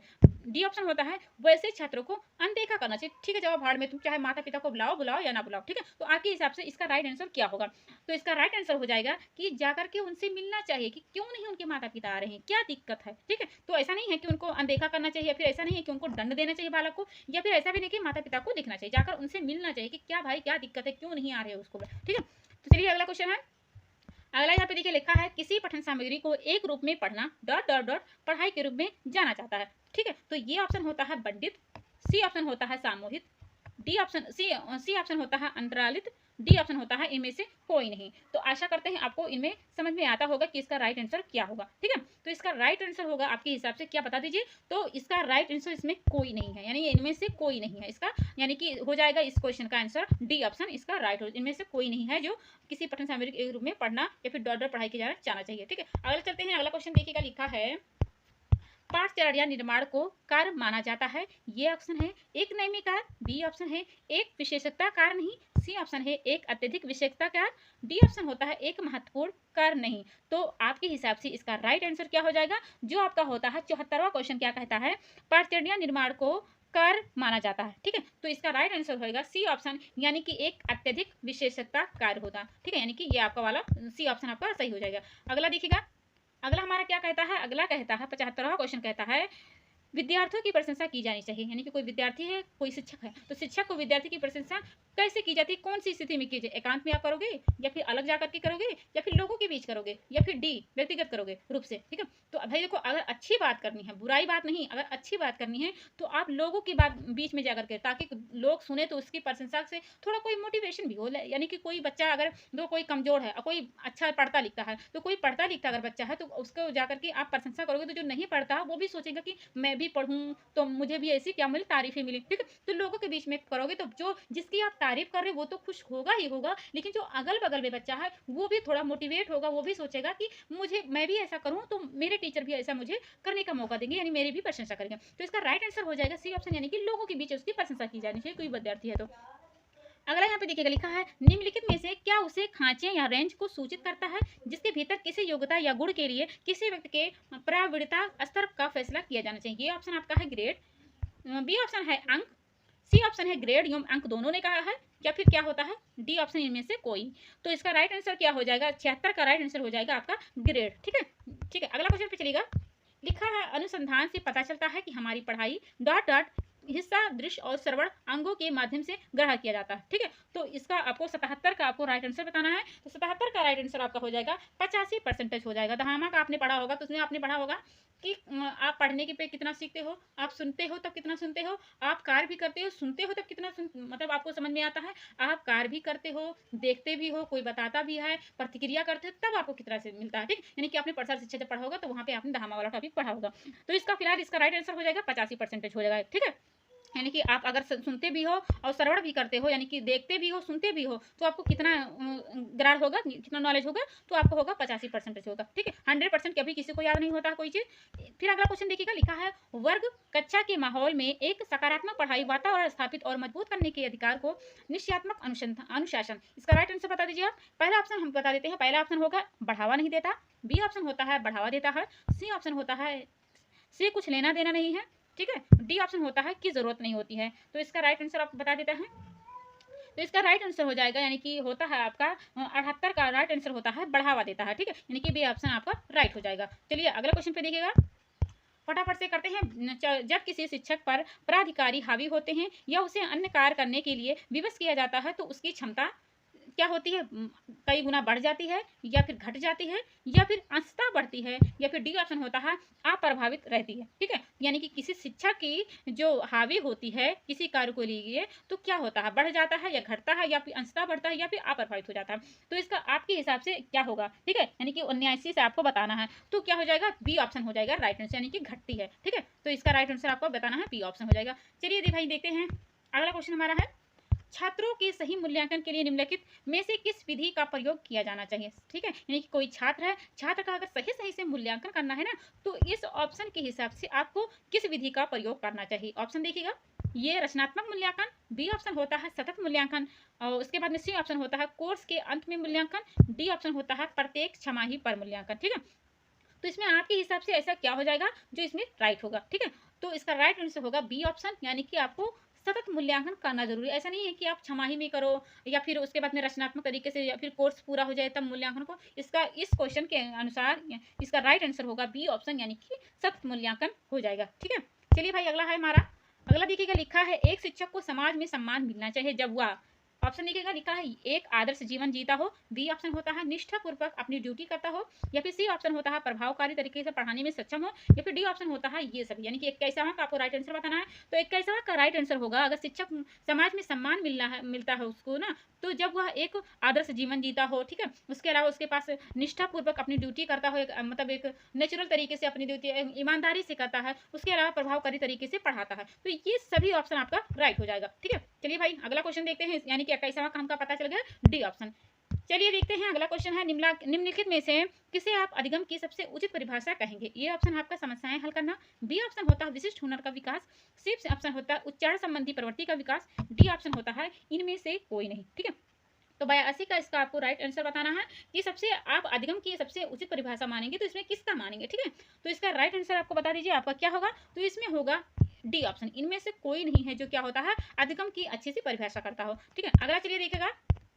अगला है कोई व्यक्ति एक प्रभावकारी तरीके से एक हुनर कैसे सीख सकता है। ठीक है, ये ऑप्शन है आपका, ये ऑप्शन है, पहले ऑप्शन देख लेते हैं। अवलोकन करके, बी ऑप्शन होता है सुन करके, उसके बाद में सी ऑप्शन है पढ़ करके, या फिर डी ऑप्शन है खुद करके। ठीक है, तो कोई व्यक्ति है और प्रभावकारी तरीके से कोई हुनर सीखता है तो वो जब खुद करेगा ना तभी वो चीज़ें को सीख सकता है। नकल करके करे, खुद से करे ही ना तो कैसे सीख सकता है। सुनकर करे, खुद से करे ही ना तो कैसे सीख सकता है। पढ़कर करे और सही से कर ही ना पाए तो क्या, जब खुद से वो काम करेगा तभी वह कार्य को अच्छे से कर सकता है। चलिए हमारा अगला क्वेश्चन है वर्णमाला की पहचान वर्ष की आयु में शुरू होती है। आपने पीछे भी देखा होगा ना कि हिंदी का अक्षरों को पहचानने लगता है। ठीक है, तो यहाँ पे वर्णमाला की पहचान करने लगता है कि हाँ ये भी सी डी है या फिर छोटा बड़ा है, इन सब का पहचान करने लगता है। तो आपको इसमें समय बताना है किस वर्ष में ये चीजें होती है। पहला समय है इसका 6 वर्ष या फिर 5 वर्ष या फिर 4 वर्ष या फिर तीसरा होता है 3 वर्ष। ठीक है, तो इसमें 3 वर्ष का जब समय होता है तो वह वर्णमाला की पहचान करने लगता है, यानी कि डी ऑप्शन इसका सही हो जाएगा। अब चलते हैं 85 क्वेश्चन की बात करते हैं। 85 क्वेश्चन कहता है विद्यार्थी में सामाजिक विकास को विकसित करने हेतु एक अध्यापक को चाहिए कि वह जाने। ये ऑप्शन होता है विद्यार्थियों के व्यक्तिगत रुचियों को, बी ऑप्शन होता है विद्यार्थी के शारीरिक विकास को, सी ऑप्शन होता है विद्यार्थियों के सभी पक्षों को, डी ऑप्शन होता है विद्यार्थियों के कार्य निष्पादन को। तो आपको इसमें 85 का इसका आपको राइट आंसर बताना है। तो इसका राइट आंसर होगा विद्यार्थियों के सभी पक्षों को इसमें आपको पहचानना चाहिए। ठीक है, उसको जानना चाहिए। कोई विद्यार्थी तो सामाजिक विकसित करने के लिए अध्यापक को यह चीजें जानना चाहिए। चलिए भाई, इसका राइट आंसर आपको पता चलेगा, यानी कि 85 का विद्यार्थी के सभी पक्षों को जानना चाहिए। आपका सी ऑप्शन इसका राइट हो जाएगा। ठीक है, चलिए भाई अगले क्वेश्चन पे जाना है। सब आइडेंटिकल एलिमेंट समान तत्व निम्न में से गहन संबंध रखता है। ये ऑप्शन है आपका समान परीक्षा क्यू, बी ऑप्शन है सहयोगियों से ईर्ष्या, सी ऑप्शन होता है अधिगम स्थानांतरण, डी ऑप्शन होता है समूह निर्देशन। तो आपको बताना है 86 का इसका राइट आंसर क्या होगा। तो इसका राइट आंसर होगा आपका होगा अधिगम का स्थानांतरण, इसका राइट यानी कि सी ऑप्शन हो जाएगा। चलिए भाई फटाफट से अगला क्वेश्चन पे बात करते हैं। स्फूर्ति अवस्था कहा जाता है किस अवस्था में, यानी कि शेषावस्था में कहा जाता है आपके हिसाब से, या फिर बालक जब किशोरावस्था में होता है तभी स्फूर्ति की अवस्था होता है, या फिर सी ऑप्शन प्रौढ़ावस्था में, या फिर डी ऑप्शन बाल्यावस्था में। तो जब बाल्यावस्था का समय होता है तब बालक के अंदर स्फूर्ति बहुत होती है। देखो आप आपके घर में होता है जब बालक बाल्यावस्था का समय होता है तो आप किसी और से जब काम करते हो तो बालक खुद जाकर, यानी कि आप पानी मांग रहे हो तो बालक जो छोटा बाल्यावस्था के समय होगा तो वो खुद जाकर के कहेगा मैं पानी लेकर, यानी कि आप किसी और से भी कहोगे ना तो वो खुद काम करना चाहेगा अपने से। यानी कि देखो आप खेलते उलते हैं बच्चा तो कितना खेलता रहता है, उसको थकान महसूस नहीं होती है। ठीक है, आप कहते भी हो अपने घर में कि बच्चा ये तो थकता नहीं है, तो बालक जब बाल्यावस्था का समय होता है तो उसके अंदर बहुत ज्यादा स्फूर्ति आ जाती है। ठीक है, तो इसका राइट आंसर क्या हो जाएगा, डी ऑप्शन। चलिए अगला क्वेश्चन हमारा क्या कहता है। अगला क्वेश्चन कहता है हमारा 88 वाला क्वेश्चन कहता है वातावरण वह बाहरी शक्ति है जो हमें प्रभावित करती है। ये स्टेटमेंट है, किसने कहा आपके हिसाब से। तो ये ऑप्शन हो जाएगा वुडवर्थ, बी ऑप्शन होगा रॉस, सी ऑप्शन होगा इनास्ट्री, डी ऑप्शन होगा इनमें से कोई नहीं। तो इसका एक स्टेटमेंट है रॉस के अनुसार, यानी कि रॉस ने कहा है वातावरण वह बाहरी शक्ति होती है जो हमें प्रभावित करती है। ठीक है, यानी कि रॉस के हिसाब से इसका राइट आंसर हो जाएगा, यानी कि बी ऑप्शन 88 का। चलिए देखते हैं अगला हमारा बात करता है संवेदना ज्ञान की पहली सीढ़ी है। संवेदना ज्ञान की पहली सीढ़ी है, यह कथन क्या सटीक बैठती है ऑप्शन के हिसाब से। ये ऑप्शन है आपका मानसिक विकास का, सी ऑप्शन होता है शारीरिक विकास का, सी ऑप्शन होता है ध्यान का विकास, डी ऑप्शन होता है भाषा विकास। तो आपका 89 का इसका राइट आंसर हो जाएगा मानसिक विकास, यानी कि संवेदना ज्ञान की पहली सीढ़ी होती है आपका मानसिक विकास की। चलिए अगला क्वेश्चन हमारा क्या कहता है। अगला क्वेश्चन हमारा कहता है 90 क्वेश्चन मानव विकास के संबंध में कौन सा कथन गलत है। ठीक है, यानी कि गलत 4 ऑप्शन है तो 4 ऑप्शन में जो 3 ऑप्शन है सही है, बाकी एक जो ऑप्शन है वो क्या होता है गलत है। तो ये ऑप्शन होता है विकास पूर्वानुमेय होता है, बी ऑप्शन है विकास सामान्य से विशिष्ट की ओर होता है, सी ऑप्शन होता है विकास रेखीय होता है, डी ऑप्शन होता है विकास निरंतर होने वाली प्रक्रिया होती है। तो यानी कि जो 90 वाला होता है 90 का आपको राइट आंसर बताना है। तो 90 का जो देखो पहला क्या होता है, विकास जो होता है पूर्वानुमेय होता है और विकास सामान्य से विशिष्ट की ओर होता है और निरंतर होने वाली प्रक्रिया। ऐसा नहीं होता है कि आप बाल्यावस्था में आपका विकास हो रहा तो किशोरावस्था में विकास नहीं होगा। विकास हर क्षेत्र का अलग अलग तरीके से विकास होता है, कभी किसी का मेंटल विकास होगा, कभी फिजिकल होगा। ठीक है, तो हर तरीके से विकास होता ही रहता है चाहे जिस तरीके का विकास हो। लेकिन जो विकास रेखीय होता है यानी कि सी ऑप्शन आपका यहाँ पे गलत हो जाएगा। सी ऑप्शन इसको लॉक करते हैं। सी ऑप्शन आपका यहाँ गलत हो जाएगा। इसको आप मार सकते हो यानी कि लगा सकते हो। 90 का इसका राइट आंसर क्या हो जाएगा? सी ऑप्शन यानी कि विकास रेखीय होता है। ये संबंध इसमें सटीक नहीं बैठता है।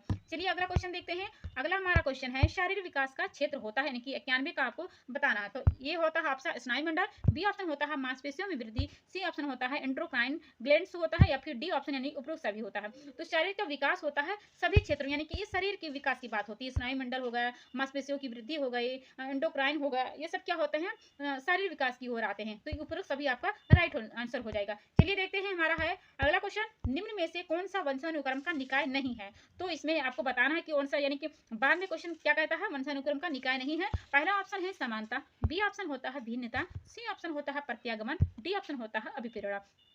तो 92 का आपको राइट आंसर बताना है। तो इसका राइट आंसर हो जाएगा बी ऑप्शन, डी ऑप्शन यानी कि अभिप्रेरणा इसका राइट आंसर हो जाएगा। चलिए देखते हैं अगला क्वेश्चन क्या कहता है। यानी कि आपको कहता है 93 वाला क्वेश्चन, एक स्टेटमेंट है 20वीं शताब्दी को बालक की शताब्दी कहा जाता है। यह स्टेटमेंट किसके द्वारा है? ए ऑप्शन होता है मुर्रे द्वारा, या फिर बी ऑप्शन होता है एडलर द्वारा, या फिर सी ऑप्शन होता है crow and crow, D option होता है जेबी वाटसन। तो इसका राइट आंसर आपको बताना है कि 20वीं शताब्दी को बालक को शताब्दी कहा जाता है। तो यह बात कहा है क्रो एंड क्रो ने कहा है, यानी कि सी ऑप्शन आपका सही हो जाएगा 93 का। चलिए देखते हैं हमारा 94 क्वेश्चन कहता है इस अवस्था को मिथ्या पक्वता का समय भी कहा जाता है। कौन सा ऐसा समय है जिसमें मिथ्या परिपक्वता कहा जाएगा? इसका पक्वता का समय होता है शिशुअवस्था आप कह सकते हो, या फिर बी अवस्था बाल्यावस्था में कह सकते हो, या फिर सी ऑप्शन किशोरावस्था में कहोगे, या फिर डी ऑप्शन प्रौढ़ावस्था में। तो इसका राइट आंसर होगा 94 का राइट आंसर होगा बाल्यावस्था, यानी कि आपका हो जाएगा बी ऑप्शन इसका सही हो जाएगा। बी ऑप्शन आपका यहाँ पे सही हो जाएगा 94 का। ठीक है, किशोरावस्था नहीं होगा, शिशुअवस्था नहीं होगा, प्रौढ़ावस्था नहीं होगा, बाल्यावस्था को मिथ्यापक्वता की अवस्था कहा जाता है। चलिए देखते हैं शिशुअवस्था की विशेषता नहीं है, यानी कि विशेषता आपको इसमें ऑप्शन के हिसाब से आपको बताना है। 3 ऑप्शन ऐसे होते हैं जो होते हैं, एक ऑप्शन ऐसा है जो नहीं होता। तो पहला ऑप्शन देखिएगा शारीरिक विकास की तीव्रता, बी ऑप्शन होता है आपका दूसरों की निर्भरता, सी ऑप्शन होता है नैतिकता का होना, डी ऑप्शन होता है मानसिक विकास की तीव्रता। देखो जब बालक छोटा होता है यानी कि शिशुअवस्था में होता है तो जो शारीरिक विकास होता है बहुत जल्दी जल्दी होता है। ठीक है, दूसरों पर निर्भर, सही बात है, यानी कि अपने खुद वो कार्य कर नहीं पाता है, ना वो खुद नहा पाएगा, ना वो खुद खा पाएगा, ना वो खुद होमवर्क कर पाएगा, यानी कि दूसरों पर निर्भर होता है। उसके अलावा मानसिक विकास की तीव्रता, यानी कि मानसिक उसका विकास भी हर चीज़ों को जल्दी जल्दी सीखता है। लेकिन जो नैतिकता का विकास होता है यह नहीं होता, यानी कि उसके अंदर नैतिक इतना नहीं होता कि कौन सी बात कब कहनी है। कोई भी बात होता है किसी के भी मुंह पे कह देता है। तो इसमें जो होता है 95 वाला क्वेश्चन का इसका राइट आंसर हो जाएगा आपका नैतिकता का होना। ठीक है, तो इसका राइट आंसर ये हो जाएगा। चलिए देखते हैं इसका राइट आंसर, यानी कि आप इसका देखते हैं शिशुअवस्था की मुख्य विशेषता नहीं है, यानी कि आपको बताना है कि इसमें कौन सी विशेषता आपका नहीं होता। बाकी चारों तीनों तो हो सकते हैं, चारों में से एक आपका नहीं होगा। तो ऑप्शन देखिएगा लिखा सीखने की प्रक्रिया की तीव्रता, या फिर जिज्ञासा की प्रवृत्ति, सी ऑप्शन होता है अनुकरण द्वारा सीखने की प्रवृत्ति, डी ऑप्शन आपका होता है चिंतन प्रक्रिया होता है। ठीक है, यानी कि शिशुअवस्था की मुख्य विशेषता आपका नहीं है इसमें क्या। तो वही बात हमने आपको बताया कि सीखने की प्रक्रिया जो होती है वो तीव्र होती है। हर चीज को पूछेगा कि बालक की कैसे क्या होता है, आप उसको देखो सिखाते हो, कुछ भी छोटा बालक को कितना जल्दी सीख लेता है, सीखने की नई नई चीजें सीखना चाहता है, जिज्ञासा भी रहती है जानने की, अनुकरण द्वारा ही चीजें, यानी कि आप खुद करोगे तो बालक भी वही चीजें देख करके करेगा। तो जो चिंतन की प्रक्रिया वो सोच समझ के कोई कार्य नहीं करेगा, जब उसके सामने अनुकरण करोगे, उससे बताओगे, उसको सिखाओगे, तभी वो कार्य को कर सकता है। तो 96 का राइट आंसर होगा चिंतन प्रक्रिया, यानी कि डी ऑप्शन राइट हो जाएगा। चलिए देखते हैं अगला हमारा क्वेश्चन है किस मनोविज्ञान के अनुसार विकास एक सतत और धीमी प्रक्रिया होती है। तो इसका क्वेश्चन हमने कर लिया है पीछे, लेकिन फिर भी आपको बताएं, अगर आपने पीछे कर लिया है ना तो इसका आप सही से फटाफट से आंसर बता सकते हो। तो इसका राइट आंसर होगा, पहले ऑप्शन देखिएगा लिखा कॉल्सनिक, बी ऑप्शन होता है पियाजे, सी ऑप्शन होता है स्किनर, डी ऑप्शन होता है हॉरलॉक। तो हमने पीछे कर लिया, तो इसका राइट आंसर आपको बता देते हैं कि हॉरलॉक इसका राइट आंसर होगा, यानी कि 97 का डी ऑप्शन इसका राइट हो जाएगा। चलिए देखिए फिर क्या बात कहा गया है, बिग वा हैट डॉट डॉट की विशेषताओं को सर्वोत्तम रूप से व्यक्त करने वाला एक शब्द है परिवर्तन। परिवर्तन शारीरिक, सामाजिक और मनोवैज्ञानिक होता है। ये ऑप्शन आपका है शिशुअवस्था, बी ऑप्शन होता है बाल्यावस्था, सी ऑप्शन होता है किशोरावस्था, डी ऑप्शन होता है प्रौढ़ावस्था। तो आपको बताना है 98 का राइट आंसर। तो 98 का राइट आंसर हो जाएगा आपका किशोरावस्था जो होता है, इसमें राइट आंसर आ जाएगा। ठीक है, चलो आप भाई आगे बढ़ते हैं। अगला हमारा क्या कहता है, मानव विकास कुछ विशेष सिद्धांतों पर आधारित है। निम्न में से कौन सा मानव विकास का सिद्धांत नहीं है। तो ऑप्शन देखिएगा लिखा है निरंतरता, बी ऑप्शन होता है अनुक्रमिकता, सी ऑप्शन होता है सामान्य से विशिष्ट, डी ऑप्शन होता है प्रतिवर्ती होता है। तो इसका राइट आंसर यानी कि 99 का इसको राइट आंसर बताना है। तो 99 का डी ऑप्शन आपका राइट हो जाएगा। ठीक है, यानी कि प्रतिवर्ती होगा। चलिए देखते हैं अगला हमारा बात क्या होता है। अगला बात करते हैं आपको निचली कक्षाओं में खेल पद्धति मूल रूप से आधारित है। ठीक है, यानी कि निचली कक्षाओं में खेल पद्धति मूल रूप से आधारित है। ऑप्शन है आपका विकास एवं वृद्धि के मनोवैज्ञानिक सिद्धांतों पर। बी ऑप्शन है शिक्षण के समाज शास्त्रीय सिद्धांतों पर। सी ऑप्शन है शारीरिक शिक्षा के कार्यक्रम सिद्धांत पर। डी ऑप्शन है आपका शिक्षण पद्धतियों के सिद्धांत पर। तो इसका आपको राइट आंसर बताना है कि आपको इसका राइट आंसर क्या होगा। तो इसका राइट आंसर यानी कि जो 100 क्वेश्चन आप पहुंच गए हैं, तो 100 क्वेश्चन का राइट आंसर क्या होगा, विकास एवं वृद्धि के मनोवैज्ञानिक सिद्धांत पे निचली कक्षाओं में खेल पद्धति मूल रूप से आधारित होती है। तो यानी कि ये ऑप्शन आपका सही हो जाएगा। चलते हैं अब 101 क्वेश्चन की बात करते हैं। अब 101 क्वेश्चन क्या कहता है, इसमें कहता है बालक का विकास परिमाण है। ऑप्शन है वंशानुक्रम, बी ऑप्शन है वातावरण, सी ऑप्शन है वंशानुक्रम तथा वातावरण की अंतर प्रक्रिया, डी ऑप्शन होता है आर्थिक कारक। तो बालक का विकास होता है, बालक का विकास हमेशा होता है वंशानुक्रम वातावरण की अंतर क्रियाओं द्वारा होता है। कभी वंशानुक्रम से नहीं होता है, ना ही वातावरण से होता है, दोनों के अंतर क्रिया द्वारा होता है। यानी कि सी ऑप्शन इसका सही हो जाएगा। अब 102 क्वेश्चन की बात करते हैं। 102 क्वेश्चन कहता है विकास कभी ना समाप्त होने वाली प्रक्रिया है, यह विचार किससे संबंधित है। ऑप्शन देखिएगा, लिखा है एकीकरण सिद्धांत, बी ऑप्शन होता है अंतर क्रिया के सिद्धांत, सी ऑप्शन होता है अंतः संबंध, उसके बाद में डी ऑप्शन होता है निरंतरता का सिद्धांत। यानी कि 100 आपको दो बताना है कि 102 का राइट आंसर क्या होगा। विकास कभी ना समाप्त होने वाली प्रक्रिया होती है, विचार किससे संबंधित है, तो ऑप्शन के हिसाब से। तो इसका ऑप्शन होगा, ऑप्शन के हिसाब से इसका राइट आंसर होगा निरंतरता का सिद्धांत होता है। ठीक है, यानी कि निरंतर अगर होती है तो विकास कभी समाप्त नहीं होती है। चलिए देखते हैं अगला बात करते हैं। अगले बात यहाँ पे देखिएगा, लिखा है 103 क्वेश्चन कहता है व्यक्तिगत शिक्षार्थी एक दूसरे में डॉट डॉट में भिन्न होते हैं। तो ऑप्शन देखिएगा, लिखा है बुद्धि वृद्धि एवं विकास के सिद्धांतों, बी ऑप्शन है विकास की दर, उसके बाद में सी ऑप्शन है विकास क्रम, डी ऑप्शन है विकास की सामान्य क्षमता। तो इसका राइट आंसर आपको बताना है, यानी कि 103 का राइट आंसर क्या होगा। तो व्यक्तिगत शिक्षार्थी एक दूसरे में क्या होते हैं, विकास की दर में भिन्न होते हैं। विकास की दर क्रम जो होता है कभी नहीं आपसे सटीक बैठेगा, ना ही वृद्धि और विकास के सिद्धांतों में। उसके बाद में विकास का सामान्य क्षमता, ये नहीं होगा, होगा आपका विकास की दर, यानी कि बी ऑप्शन इसका सही हो जाए 103 का।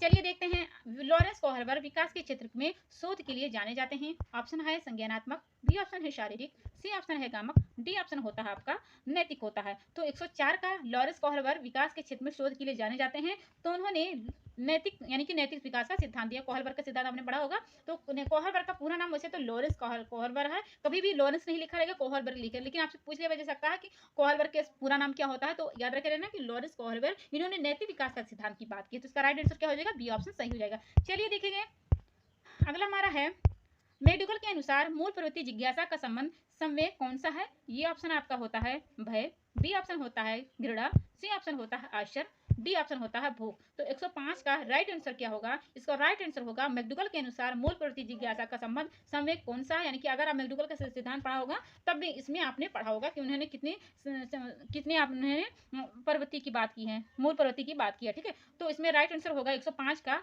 आश्चर्य वाला सही हो जाएगा। ठीक है, चलिए एक अध्यापक की दृष्टि कौन सा कथन सर्वोत्तम है। यानी कि कोई अध्यापक है तो उसकी जो दृष्टि, उसके जो नजरिया होता है, इसमें कौन ऐसा सही हो जाएगा। तो ये ऑप्शन होगा प्रत्येक बच्चा सीखता है। उसके बाद में कोई इसमें पहला ऑप्शन है प्रत्येक बच्चा सीख सकता है, बी ऑप्शन होता है कुछ बच्चे सीख सकते हैं, सी ऑप्शन होता है अधिकतर बच्चे सीख सकते हैं, डी ऑप्शन होता है आपका बहुत कम बच्चे सीख सकते हैं। यानी कि कोई अध्यापक है तो उसके जो नजरिया है देखने की किसी बालक को लेकर के, तो यह कथन क्या बैठेगा, तो प्रत्येक बच्चा सीख सकता है, ये आपका राइट हो जाए। यानी कि ये ऑप्शन आपका सही 106 वाला सही हो जाए। 106 का ये ऑप्शन प्रत्येक बच्चा सीख सकता है, कुछ बच्चे सीख सकते हैं, ये भी नहीं होगा, अधिकतर बच्चे सीख सकते हैं, ये भी नहीं होगा, बहुत कम बच्चे सीख सकते हैं, ये भी नहीं होगा। तो ये आपका सही हो जाएगा, प्रत्येक बच्चे सीख सकते हैं। चलिए देखते हैं, मनुष्य जीवन का आरंभ मूलतः गठित होता है। ये है दोष कोष, बी ऑप्शन है केवल एक कोष, सी ऑप्शन है कई कोष, उसके बाद में डी ऑप्शन आपका है कई कोष। तो 107 का इसको राइट आंसर होगा केवल एक कोष। ठीक है, तो इसका ऑप्शन क्या हो जाएगा, केवल एक कोष, यानी कि बी ऑप्शन इसका सही हो जाएगा। चलिए देखते हैं, अगला हमारा बात होता है गामक विकास से हमारा तात्पर्य मांसपेशियों के विकास से तथा पैरों के उचित उपयोग। इसका राइट आंसर आपको बताना है। पहले हम ऑप्शन बता देते हैं। ये ऑप्शन है मस्तिष्क और आत्मा, उसके बाद में है मस्तिष्क और आत्मा, बी ऑप्शन है अधिगम और शिक्षा, सी ऑप्शन है प्रशिक्षण और अधिगम, डी ऑप्शन होता है शक्ति और गति। तो हम पहुंच गए हैं 108 क्वेश्चन पे। इसको 108 क्वेश्चन का राइट आंसर आपको बताना है। तो इसका राइट आंसर होगा शक्ति और गति, इसका सही हो जाएगा। चलिए अगले क्वेश्चन पे देखते हैं। अगला है हमारा डॉट डॉट की अवस्था तक बालक की दृष्टि एवं श्रवण इंद्रियां पूर्ण विकसित हो जाती है। यानी कि कोई समय आपको बताना है, तो इस समय में जो बालक की दृष्टि होती है, श्रवण यानी कि सुनने की जो इंद्रियां होती हैं, सही रूप से विकसित हो चुकी होती हैं। तो आपके हिसाब से इसका राइट आंसर क्या होगा? आप पहले ऑप्शन देख लीजिए। ऑप्शन हमारा है ये, अथवा मतलब 3 वर्ष से लेकर के 4 वर्ष, या फिर बी ऑप्शन है 6 अथवा 7 वर्ष, सी ऑप्शन है 8 अथवा 9 वर्ष, डी ऑप्शन है इनमें से कोई नहीं। तो हम पहुंच गए हैं 109 क्वेश्चन पे। इसको 109 क्वेश्चन का राइट आंसर होगा 8 अथवा 9 वर्ष, इसका सही हो जाएगा। इस वर्ष में बालक का क्या हो जाता है? दृष्टि और सुनने की जो इंद्रियां होती है पूर्ण रूप से विकसित हो चुकी होती है। चलिए बात करते हैं, अगली बात करते हैं, इस अवस्था में बालकों में नई खोज करने की और घूमने की प्रवृत्ति बहुत अधिक बढ़ जाती है। ठीक है, यानी कि कौन सा ऐसा समय है उस अवस्था में बालक नई खोज करने की, मतलब नई नई चीजें को खोज करता है। तो ऑप्शन देखिएगा, लिखा है पहला ऑप्शन शिशुअवस्था, बी ऑप्शन है उत्तर बाल्यावस्था, उसके बाद में सी ऑप्शन है किशोरावस्था, डी ऑप्शन होता है प्रौढ़ावस्था। तो होगा 110 का राइट आंसर होगा उत्तर बाल्यावस्था का समय जो होता है उसमें बालक क्या होता है? नई खोज करने लगता है। ठीक है, अगला बात करते हैं क्वेश्चन की। यहाँ पे देखिएगा, लिखा है तर्क, जिज्ञासा तथा निरीक्षण शक्ति का विकास होता है किस आयु पर? ठीक है, तो फिर आपको समय बताना है। तो ऑप्शन देखिएगा, लिखा है 7 वर्ष, बी ऑप्शन है 11 वर्ष, सी ऑप्शन है 9 वर्ष, उसके बाद लास्ट वाला ऑप्शन है 6 वर्ष। तो 111 का राइट आंसर होगा बी ऑप्शन, यानी कि 11 वर्ष होगा। चलिए देखते हैं, अब देखिएगा, लिखा है ब्रेजेस के अनुसार उत्तेजना भाग है। ऑप्शन आपका है सामाजिक विकास का, बी ऑप्शन है शारीरिक विकास का, सी ऑप्शन होता है संवेगात्मक विकास का, डी ऑप्शन होता है मानसिक विकास का होता है। तो 112 का आपको राइट आंसर बताना है। तो 112 का राइट आंसर होगा ब्रेजेस के अनुसार उत्तेजना का भाग होता है संवेगात्मक विकास का। ठीक है, चलिए भाई अगले क्वेश्चन में देखिएगा, अगले क्वेश्चन की नजर करते हैं। बुद्धि परीक्षण निर्माण के जन्मदाता है, ऑप्शन है लेवेटर, उसके बाद में बी ऑप्शन है फ्रांसिस गाल्टन, सी ऑप्शन है विलियम स्टर्न, डी ऑप्शन होता है अल्फ्रेड वीने होता है। तो बुद्धि परीक्षण निर्माण में से एक जन्मदाता है, जो बुद्धि का परीक्षण आईक्यू लेवल होता नहीं है, हमने भी पीछे भी ये क्वेश्चन कर लिया है एक बार। हमने आपको जब क्वेश्चन किया तो वहाँ पे आपको हमने बताया भी था कि यह किसके द्वारा होता है। तो बुद्धि परीक्षण के निर्माण के यानी कि निर्माण के जो जन्मदाता होते हैं उनका नाम क्या होता है? अल्फ्रेड वीने जी का नाम आता है। यानी कि 113 का डी ऑप्शन यानी कि अल्फ्रेड वीने सही हो जाएगा। चलिए अगला देखते हैं। अगला हमारा है प्रतिबिंब, अवधारणा, प्रतीक और संकेत, भाषा, शारीरिक क्रिया और मानसिक क्रिया अंतर्निहित है।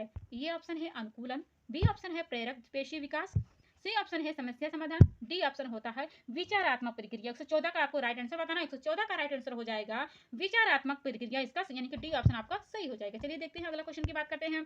अगला क्वेश्चन है, छोटा शिशु खिलौनों तथा अन्य वस्तुओं को फेंक कर उसके भागों को अलग करके किस भाव को दर्शाता है? ठीक है, यानी कि कोई बालक है, छोटा है, और मतलब छोटा शिशु है, तो खिलौना लिया या कोई और चीज लिया है, तो उसको भागों को अलग दे, तो उसके अंदर कौन सी भावना का मतलब कौन सी भावना उसमें छलक रही है, आपको आपको पहचान के बताना है कि क्या उसमें क्या भावनाएं बदल रही है। ठीक है, तो ऑप्शन देखिएगा, लिखा है पर निर्भरता, बी ऑप्शन होता है शोभरम की भावना, सी ऑप्शन है जिज्ञासा प्रवृत्ति, डी ऑप्शन होता है दोहराने की प्रवृत्ति। ठीक है, तो आपके हिसाब से इसका राइट आंसर क्या होगा? 115 का राइट आंसर बताना है। तो इसका राइट आंसर होगा जिज्ञासा प्रवृत्ति, यानी कि बालक क्या होता है? वो सीखना चाहता है, वो जानना चाहता है कि इसमें कैसे कैसे क्या चीजें अंदर भरी हुई। ठीक है, आपने देखा होगा कि बालक खिलौना को तोड़ता है, अंदर देखता है कि इसमें क्या क्या है। ठीक है, कोई गाड़ी वाड़ी लिया रहता है तो उसमें तोड़ के देखता है कि अंदर क्या क्या सीटें हैं, क्या कुछ।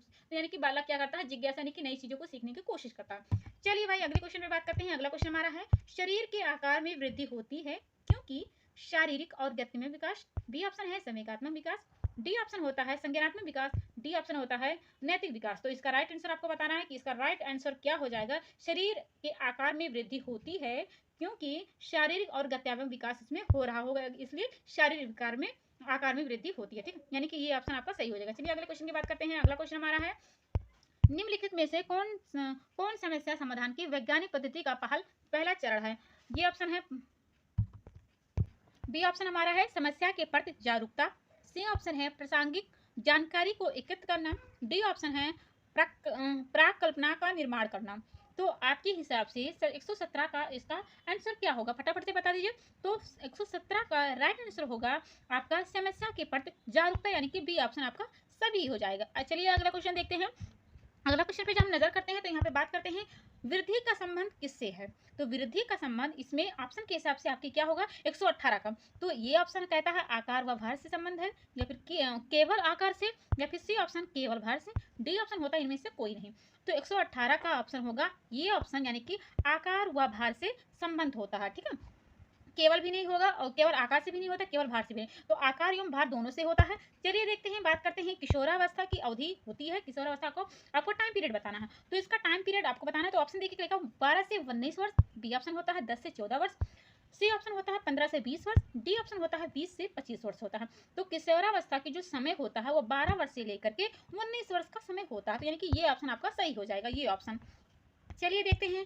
अब यहाँ पे देखिएगा लिखा है निम्नलिखित में से वंशानुक्रम संबंधी नियम है। वंशानुक्रम या वंशानुक्रम, तो ऑप्शन देखिएगा लिखा है प्रयासों का नियम, बी ऑप्शन होता है सीखने का नियम, उसके बाद में सी ऑप्शन होता है समानता का नियम, और डी ऑप्शन होता है स्वास्थ्य का नियम। तो वंशानुक्रम संबंधी नियम होता है प्रयासों का नियम होता है। चलिए बात करते हैं अगले क्वेश्चन पे।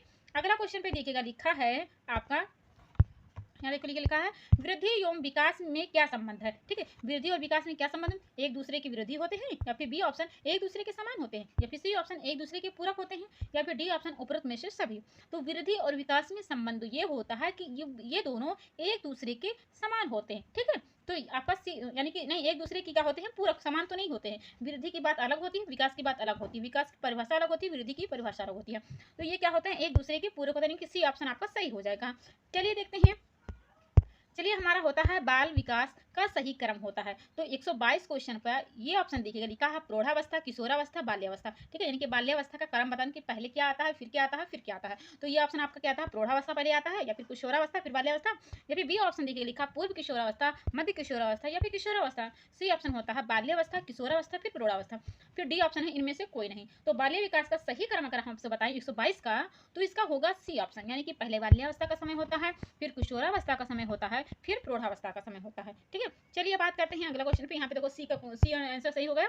अब देखते हैं विकास में वृद्धि से तात्पर्य है, यानी कि 130 का ये ऑप्शन होगा ज्ञान में वृद्धि, बी ऑप्शन होगा संवेग में वृद्धि, उसके बाद में होगा सी ऑप्शन में होगा वजन में वृद्धि, डी ऑप्शन होता है आकाश, सोच, समझ, कौशल में वृद्धि। तो विकास में जब वृद्धि की बात होती है तो विकास की वृद्धि यानी कि हर क्षेत्र में होती है। आप चाहे आकार की बात करो, चाहे सोच हो, चाहे समझ हो, कौशल हो, तो हर जो डेवलपमेंट हो रहा, हर जगह से जो वृद्धि होती है तो विकास की बात होती है। ठीक है, तो विकास किसी एक क्षेत्र का वृद्धि नहीं करता, एक क्षेत्र की वृद्धि की बात नहीं करता, वो आकार की वृद्धि की बात करता है, सोच की वृद्धि की बात करता है, समझ की बात करता है और कौशलों की बात करता है।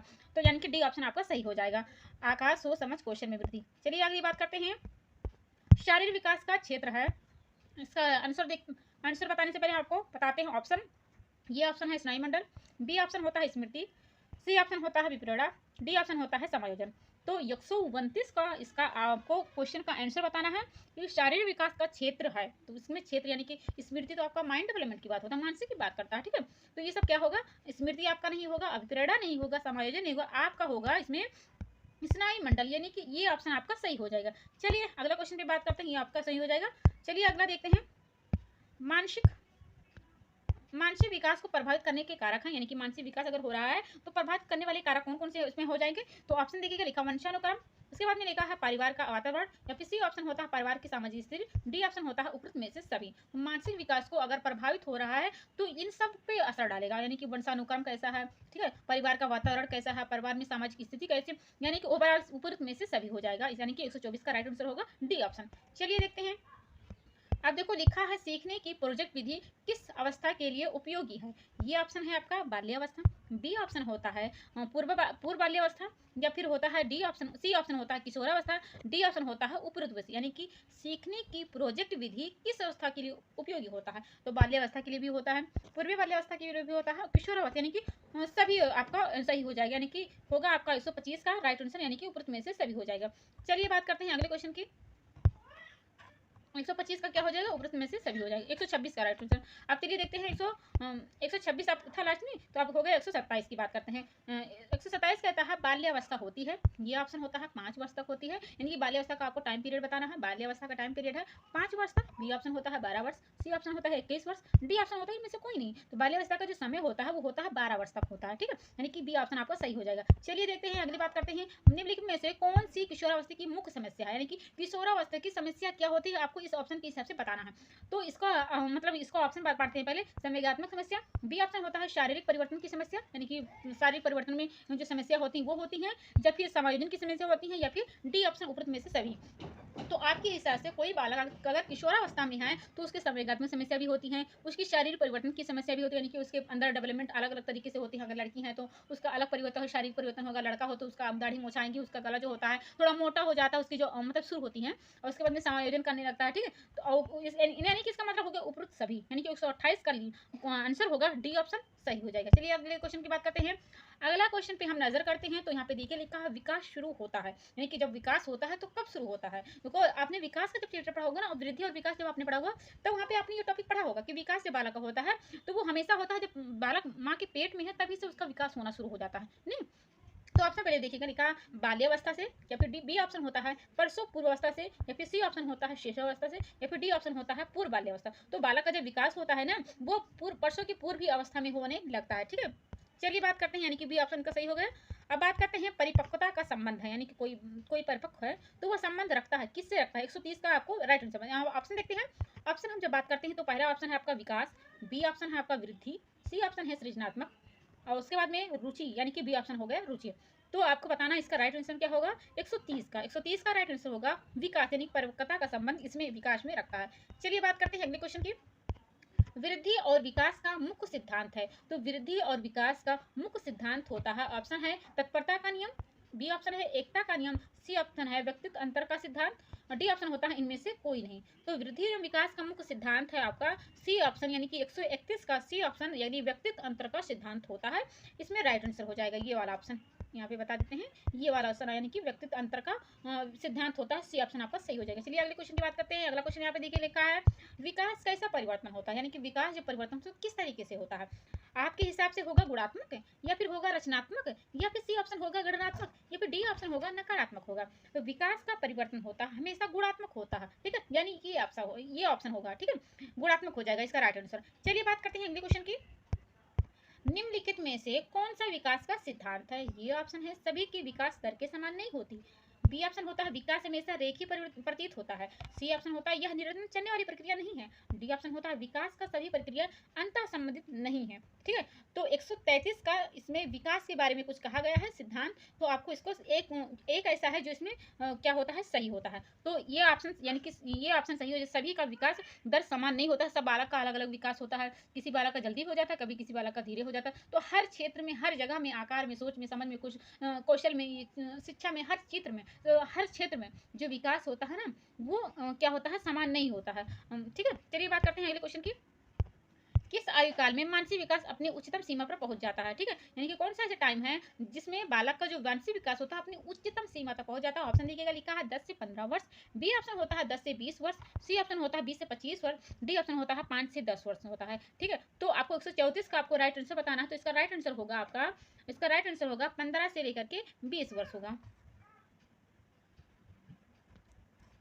तो इसका राइट आंसर होगा बी ऑप्शन, यानी कि बी ऑप्शन आपका इसमें सही होगा। चलिए अब अगले क्वेश्चन की बात करते हैं। अगला क्वेश्चन पे यहाँ देखिएगा लिखा मनोविज्ञान सामान्यता मानव डॉट डॉट से संबंधित होता है। तो मनोविज्ञान सामान्यता मानव का जो संबंध होता है वो हमेशा होता है, पहले ऑप्शन देखिए लिखा ये ऑप्शन भावनाओं, बी ऑप्शन होता है विचारों, उसके बाद सी ऑप्शन होता है आचरण, या डी ऑप्शन होता है सभी। तो मनोविज्ञान सामान्यता जो मानव का संबंध होता है वो होता है भावनाओं से होता है, विचारों से होता है, और आचरण से होता है, यानी कि ये तीनों हो जाएगा, यानी कि ये सभी यहाँ पे, यानी कि ये सभी होता है यहाँ पे हो जाएगा। चलिए अगली बात करते हैं क्वेश्चन की। अगला क्वेश्चन है शिक्षा को किसी व्यक्ति की अपनी जिंदगी बनाने में सक्षम बनाने वाली होनी चाहिए, ठीक है। तो पहले ऑप्शन देखिएगा, ए ऑप्शन बेहतर, बी ऑप्शन होता है संतोषजनक, सी ऑप्शन होता है और सार्थक, डी ऑप्शन होता है सभी संबंधित के लिए महत्वपूर्ण। तो इस क्वेश्चन में ऐसा क्या होना चाहिए कि आपकी लाइन कंप्लीट होनी चाहिए। तो कंप्लीट होने के लिए आपको पहले इसमें से 4 ऑप्शन में से एक ऑप्शन आपको चूज करना पड़ेगा। तो यहाँ पे शिक्षा को किसी व्यक्ति की अपनी ज़िंदगी बनाने के लिए सक्षम बनानी होनी चाहिए, तो आपको इसका राइट आंसर बताना है। तो इसका राइट आंसर होगा आपके हिसाब से क्या, फटाफट से बता दीजिए, फटाफट से बता दीजिए। आशा करते हैं आपको इसका भी क्वेश्चन का आंसर आता होगा। तो इसका आंसर होगा, यानी कि हमारा 100 क्वेश्चन चल रहा है, हमारा चल रहा है 136वां क्वेश्चन चल रहा है। 136वां क्वेश्चन का राइट आंसर होगा सभी संबंधियों के लिए महत्वपूर्ण, ठीक है, महत्व, यानी कि डी ऑप्शन आपका सही हो जाएगा। चलिए अगले क्वेश्चन की बात कर दिया जाए। अगले क्वेश्चन की जब बात करते हैं तो शिक्षा का मुख्य उद्देश्य होता है, यानी कि शिक्षा का अगर मुख्य उद्देश्य की बात होता है तो व्यक्ति के यहाँ पे होगा यक्त के, या फिर की बात करें का विकास करना, यानी कि डॉट डॉट ऐसा क्या होना चाहिए कि लाइन कंप्लीट हो जाए। ये ऑप्शन है ज्ञान, डी ऑप्शन होता है शरीर, उसके बाद में सी ऑप्शन होता है व्यक्तित्व, डी ऑप्शन होता है बुद्धिमत्ता, ठीक है। तो आपको इसका आंसर बताना है कि इसका आंसर क्या होगा। शिक्षा का मुख्य उद्देश्य होता है व्यक्ति के या फिर की का विकास करना, ठीक है, तो व्यक्ति के व्यक्तित्व का विकास करना होता है, ठीक है, यानी कि सी ऑप्शन आपका सही हो जाएगा। चलिए बात करते हैं अगले क्वेश्चन की।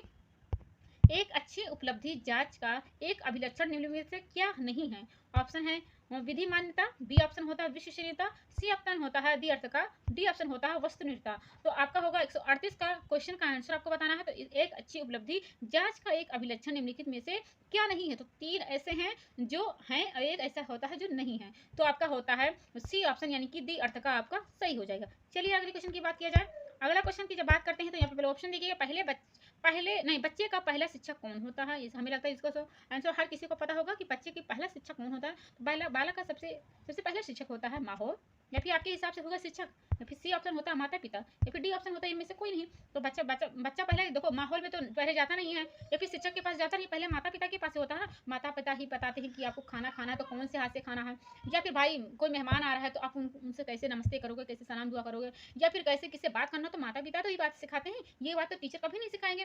तो पहले जिसके पास रहेगा वही चीजें सिखाएगा। तो माता पिता उनके पास रहते हैं तो माता पिता उनको ये चीजें सिखाएंगे। तो बच्चे का पहला शिक्षक होता है आपका माता पिता, यानी कि सी ऑप्शन इसका सही हो जाएगा। चलिए बात करते हैं अगले क्वेश्चन की।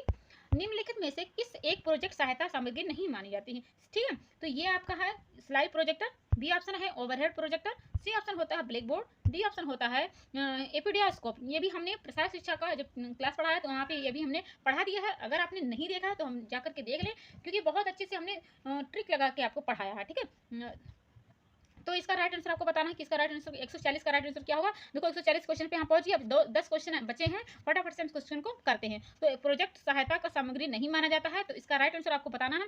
तो 140 का जो सी ऑप्शन होता है यानी कि ब्लैक बोर्ड, ऐसा क्या होता है, प्रोजेक्ट सहायता की सामग्री नहीं माना जाता है, यानी कि ब्लैक बोर्ड जो होता है इसमें नहीं माना। चलिए अगले क्वेश्चन की बात किया जाए। अगला क्वेश्चन हमारा है, अनुसंधान से पता चला है कि डॉट डॉट की सीखने की प्रक्रिया में एक प्रबल चर है, संभवतः योग्यता से भी ज्यादा महत्वपूर्ण चर है। ये ऑप्शन आपका है अपेक्षा, बी ऑप्शन है अनभिज्ञता, सी ऑप्शन होता है अभिप्रेरणा, डी ऑप्शन होता है निरुत्साहन।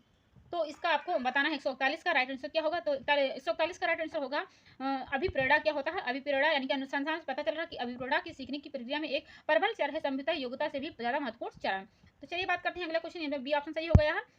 अब हमारा अगला क्वेश्चन है, स्कूल पुस्तकालय का एक शैक्षणिक तंत्र है, यानी कि स्कूल पुस्तकालय का ऐसा क्या क्या यहाँ पे लाइन पे हो जाना चाहिए कि ये लाइन सही से कंप्लीट हो जाए। तो स्कूल पुस्तकालय का एक शैक्षणिक तंत्र है, ऑप्शन है अल्पमूल्य, या फिर बी ऑप्शन है थोड़े मूल्य, या फिर सी ऑप्शन है ज्यादा मूल्य नहीं, डी ऑप्शन होता है विचारणीय मूल्य। तो 142 का आपको आंसर देना है, इसमें क्या हो जाएगा।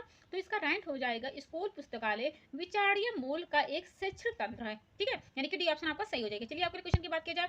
अगला हमारा क्वेश्चन है, भारत सरकार ने बच्चों के लिए मुफ्त एवं अनिवार्य शिक्षा अधिकार अधिनियम वर्ष में लागू किया था। तो कभी आपने शुरू जब क्वेश्चन किया था तो वहाँ पे लिखा रहा था कि अनिवार्य शिक्षा कितने वर्ष के बच्चों के लिए, तो 6 से 14 वर्ष के बाद किया था। लेकिन कि कौन से वर्ष में ये बात कहा गया था ये आपने नहीं देखा था। तो इस वाले टॉपिक में आप यही बात करने वाले हो, या ये समझने वाले हो कि किस वर्ष में शिक्षा जो होती है अनिवार्य कर दी गई है। ठीक है, तो उसका समय देख लिए 2006, 2007, या फिर 2008, या फिर 2009। तो इसका राइट आंसर हो जाएगा 144 का राइट आंसर हो जाएगा 144 का राइट आंसर हो जाएगा 2009 हो जाएगा। ठीक है, 2009 सही हो जाएगा। अब हमारा अगला क्वेश्चन है, बात करते हैं राष्ट्रीय पाठचर्या की रूपरेखा 2005 के अनुसार अधिगम अपने स्वभाव में डॉट डॉट और है, यानी कि 2 आपको इसमें बताना है। तो ऑप्शन है निष्क्रिय सरल, बी ऑप्शन है निष्क्रिय सामाजिक, सी ऑप्शन है सक्रिय सामाजिक, डी ऑप्शन है सक्रिय सरल। 145 का आपको क्वेश्चन बताना, क्वेश्चन का आंसर बताना है। अब 5 क्वेश्चन ऐसा बचा है जो फटाफट से करते हैं। तो इसका 145 का राइट आंसर होगा सक्रिय सामाजिक, यानी कि यहाँ पे होगा सक्रिय, यहाँ पे होगा सामाजिक होगा। चलिए बात करते हैं अगले क्वेश्चन की, सक्रिय सामाजिक पता चल गया। अब यहाँ पे देखिए लिखा है, शिक्षक एवं विद्यार्थी के मध्य संबंध होना चाहिए, यानी कि शिक्षार्थी है और बालक है, विद्यार्थी है, उसके आपस में कैसे संबंध होना चाहिए। तो यहाँ पे देखिए स्नेह के संबंध होना चाहिए, विश्वास का होना चाहिए, या फिर सम्मान का होना चाहिए, या फिर सभी होना चाहिए। तो 146 का राइट आंसर हो जाएगा ये सब, यानी कि स्नेह, विश्वास, सम्मान, इन सब का शिक्षक और विद्यार्थी के मध्य में संबंध होना चाहिए। चलिए अगले क्वेश्चन की बात करते हैं। अगला क्वेश्चन हमारा है, मानसिक विकास को प्रभावित करने वाला कारक है। तो मानसिक विकास को प्रभावित करने वाला कारक होता है वंशानुक्रम, या फिर बी ऑप्शन होता है परिवार का वातावरण, या फिर सी ऑप्शन होता है परिवार की सामाजिक स्थिति, या फिर डी ऑप्शन होता है ऊपर सभी। तो हमारे हिसाब से तो होगा, पहले आप ना बता दीजिए हम इसका राइट आंसर क्या होगा। मानसिक विकास को प्रभावित करने वाला कारक, मानसिक विकास को प्रभावित करने वाला कारक इनमें से सभी होगा। ठीक है, यानी कि वंशानुक्रम, परिवार का वातावरण, परिवार का सामाजिक स्थिति, ठीक है, इन सब का होना जरूरी है। चलिए बात करते हैं अगला क्वेश्चन, यहाँ पे डी ऑप्शन आपका सही होगा 140 का। चलिए अगले क्वेश्चन की बात किया जाए। अगला क्वेश्चन है, एक बच्चे की मानसिक आयु 12 वर्ष एवं वास्तविक आयु 10 वर्ष है, तो उसकी बुद्धि लब्धि क्या होगी, यानी कि उसका आयु लेवल क्या होगा। तो बच्चे की अगर मानसिक आयु 12 वर्ष है और वास्तविक आयु 10 वर्ष है, तो उसका आयु क्या होगा, 120 होगा, यानी कि सी ऑप्शन इसका सही हो जाएगा। चलिए अगले क्वेश्चन की बात किया जाए। अगला क्वेश्चन हमारा है, परिपक्वता का संबंध है, परिपक्वता का संबंध है किससे, विकास से है या फिर बुद्धि से है या फिर सृजनात्मकता से या फिर रुचि से है। तो 149 का राइट आंसर हो जाएगा आपका, इसका राइट आंसर होगा विकास, ठीक है, यानी कि परिपक्वता का संबंध होता है विकास से होता है। चलिए बात करते हैं अगला क्वेश्चन पे, लास्ट क्वेश्चन हमारा बात करते हैं, बाल्यावस्था होती है, बाल्यावस्था का टाइम पीरियड बताना है, 5 वर्ष होती है या फिर 12 वर्ष होती है या फिर 21 वर्ष होती है या फिर इनमें से कोई नहीं। तो इस बाल्यावस्था का टाइम पीरियड जो होता है ना, वो 12 वर्ष से होता है, यानी कि 12 वर्ष तक इसका समय माना जाता है। ये रहा हमारे 150 का क्वेश्चन। आशा करते हैं आपको आपने जो हमने यहाँ पे क्वेश्चन डाला हुआ था आपको सही सही आपको पता होगा। हमारा क्वेश्चन तो समाप्त हुआ। आशा करते हैं आपको इसका आंसर भी पता रहा होगा। अगर पता था कितना आपने स्कोर किया तो इसको कमेंट बॉक्स में जरूर मेंशन कीजिएगा कि कितना आपको इसका आंसर पता था। अगर आप 150 में से आप 50 कर लेते हो या फिर 100 कर लेते हो, तो अगर 100 कर लेते हो 120 130, तो आपके लिए बहुत अच्छा बात है। अगर आप 50 करते हो तो इसका मतलब कि आपको पढ़ाई करने की बहुत ज़्यादा ज़रूरत है। तो अपनी क्लास को यहीं पे एंड करते हैं। आशा करते हैं कि आपको हमारी क्लास समझ में आई होगी। अगर क्लास समझ में आई हो तो लाइक और सब्सक्राइब करना मत भूलेगा। हम क्लास को यहीं पे एंड करते हैं, मिलते हैं कल एक नई क्लास में। तब तक के लिए take care and bye bye.